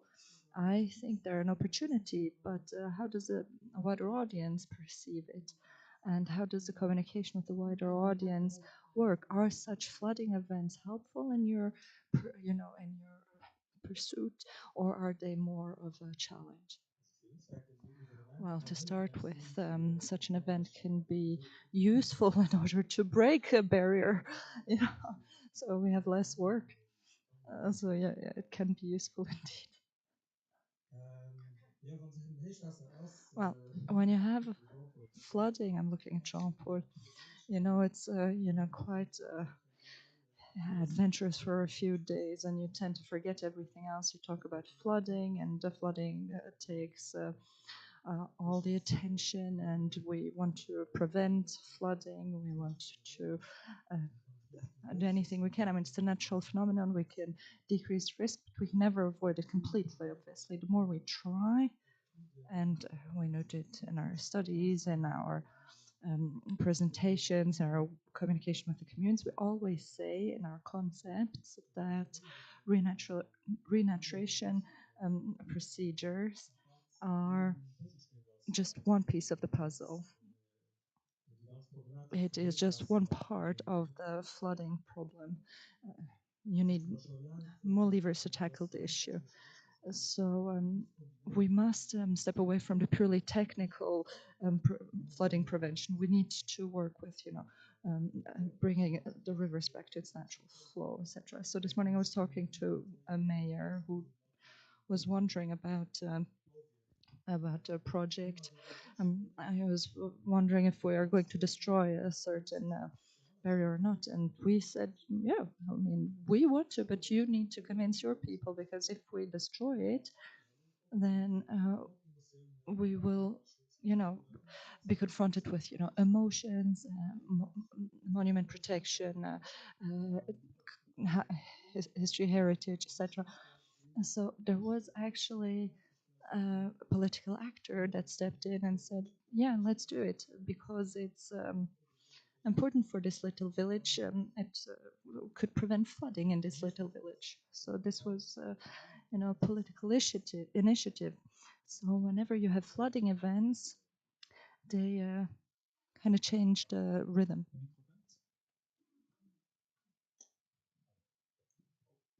Sorry, one just quick additional comment. From polling that we've done, well, let me back up. A lot of people talk about how climate change is water change. And the way a lot of people, I believe, are experiencing climate change is by seeing floods and droughts. And that's how it's hard for people to really sense temperature change or getting warmer, but they can see floods and droughts. So I do think, in addition to everything you were talking about, the never let a good crisis go to waste, or the opportunity from the flood, but the point that I do think people are getting just more aware of climate change with these floods and are curious about what solutions might be. So I think there's that hidden benefit to the floods, that people are getting a little bit more aware and perhaps open to new solutions. Sorry. So what I would add, I mean, I talk a lot about flooding because it's something you can see. It's something that the news talk about. It causes damage to people, which is not good, but people tend to forget that we also had drought in the last years. So the streams run out of water, and that's just as problematic. It's just as dangerous. So people, but the difference is that people are not as aware of it because they don't feel it necessarily. They don't see it. But drought is just as bad, if not worse, than flooding, because flooding is something that we will always experience, that we have always experienced in the past. But drought, not drought. Good evening, good afternoon. So here we talk about the quantity of water on the one hand, but when it comes to the quality of water, I was wondering about the work that the water administration department is doing. How is your approach with regards to the quality? What do you do in this regard, in collaboration with all the different actors, such as the point chaussée, so the body responsible for the street management? Do they listen to you? Do you have any power? Do you have the possibility to talk and move and achieve something with regards to the quality of the water? So not just the quantity, but also the quality of the water. Perhaps I could begin. Well, water management is a topic that is very versatile. There are a lot of different aspects that are part of it. Today we've been talking about the restoration and the structure of a stream, the banks, what's in streams and rivers. But as water management department, we also parallelly work on other aspects of water management, such as quality or the water-based industry of water as well. And there is a lot of energy that goes into that work. The communes work a lot of it.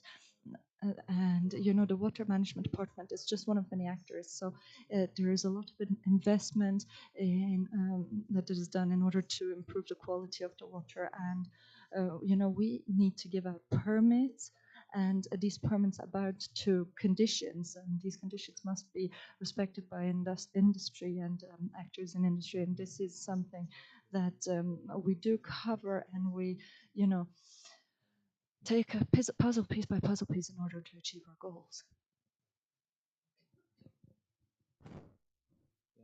I can give some examples. In many countries, the basin water management is not a department, is a council or is a commission. And it is formed by industry, by the public sector, and also by the civil society, because the water management is not done by one organization. It's a combination of everyone sitting together, talking, and deciding what is the best for the people now and for the people in the future. So in terms of water quality, dam removal is definitely one aspect that you can touch to improve water quality, but you have also other aspects that you can touch to improve water quality, and it's not only dependent on the government departments.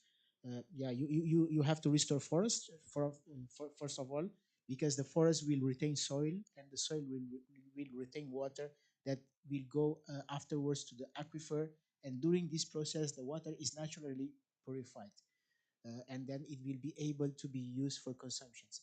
When we don't have forest, the forest will not be able to retain soils, and the soils will not be able to retain water, and this process will be stopped. Removing dams is also will also contribute to improve water quality, because you have less water being held in one place, so you will reduce the temperature, and because of that you reduce the amount of algae that is growing in a specific place. You have sediment that is being transported from upstream to downstream. All of this can benefit the water quality, but as I was saying, it's not a process that should be done only by the government. I think that we reached a point where our society is really waiting for the government to do everything.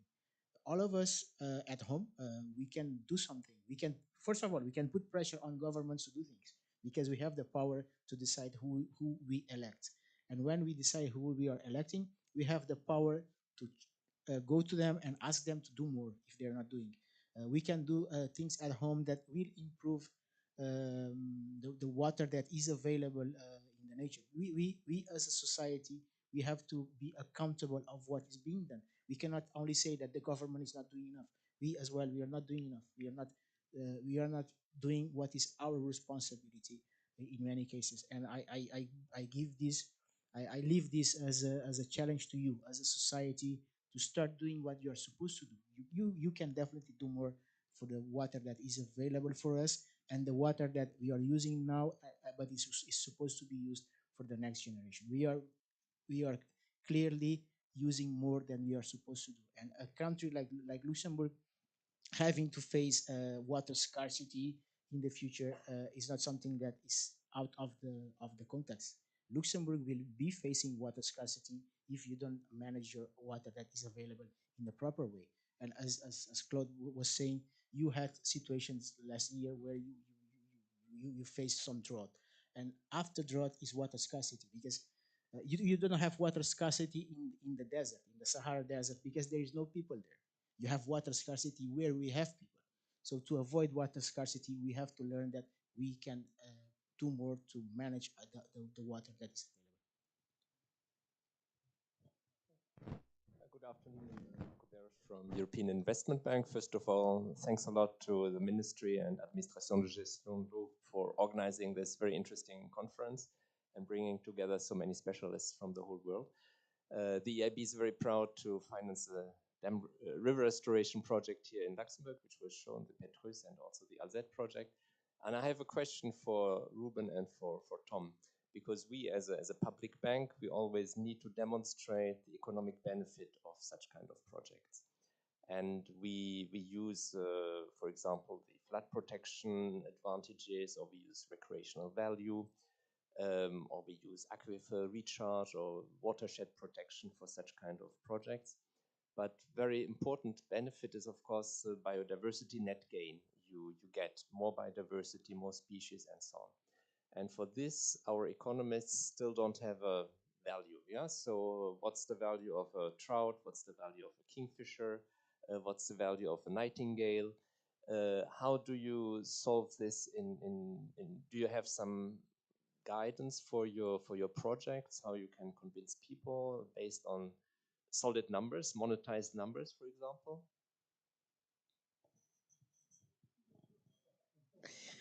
Yeah, so he drops the bomb. Yeah, this is a question that is really hard to answer. Ecosystem service is really hard to put a number in ecosystem service. And in all the projects I've worked in the past, not only dam removal, but forest restoration and river restoration projects, I've always asked for an environmental ecologist that has some kind of background in economy, because I knew that my bosses, they were not going to give me an economist. So and every time the answer from my CEOs in NGOs working on environment was no, we don't have the money to hire an economist to evaluate what we are bringing in terms of economical value to nature. And it's really a hard answer, because we don't know we don't know how to put a number into a species. Into one fish, we can start trying to see how much we gain from these natural activities. For example, fly fishing, how much we gain to provide a license for fly fishing for each person applying for the license, and then extrapolate for the whole river or something like that.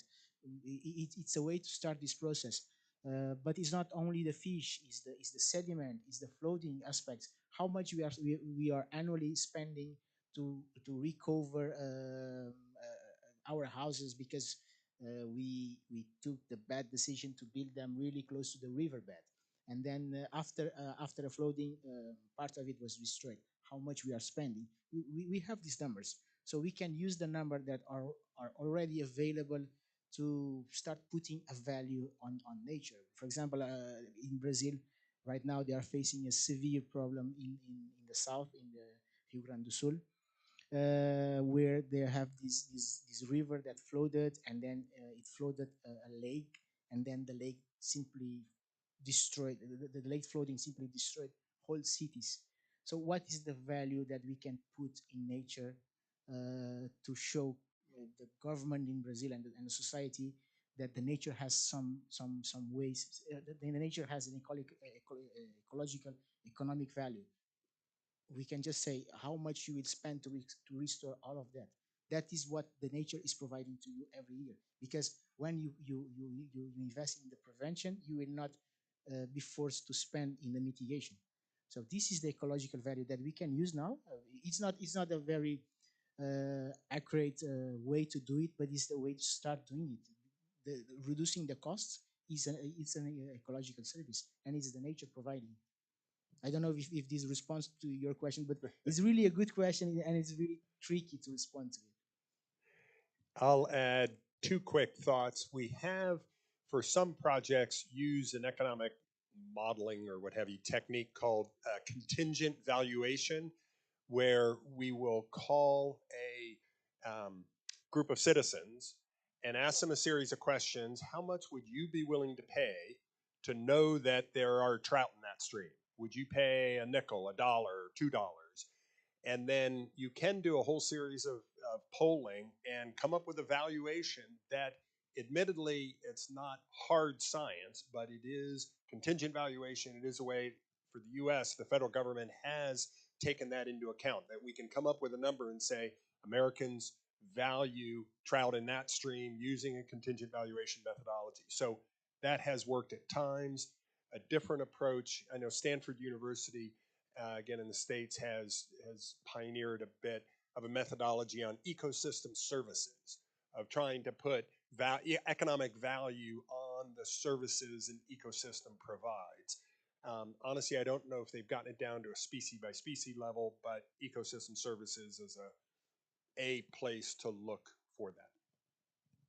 Okay, thank you very much. Ich gebe proposeren, wann nach Ihre Fragen sind, wir lassen eine kleine Pause. Questions to ask your questions during your coffee break, because we will have a coffee break now in order to be ready for the movie later, a movie about the passionate work of people when it comes to removing dams. Thank you very much.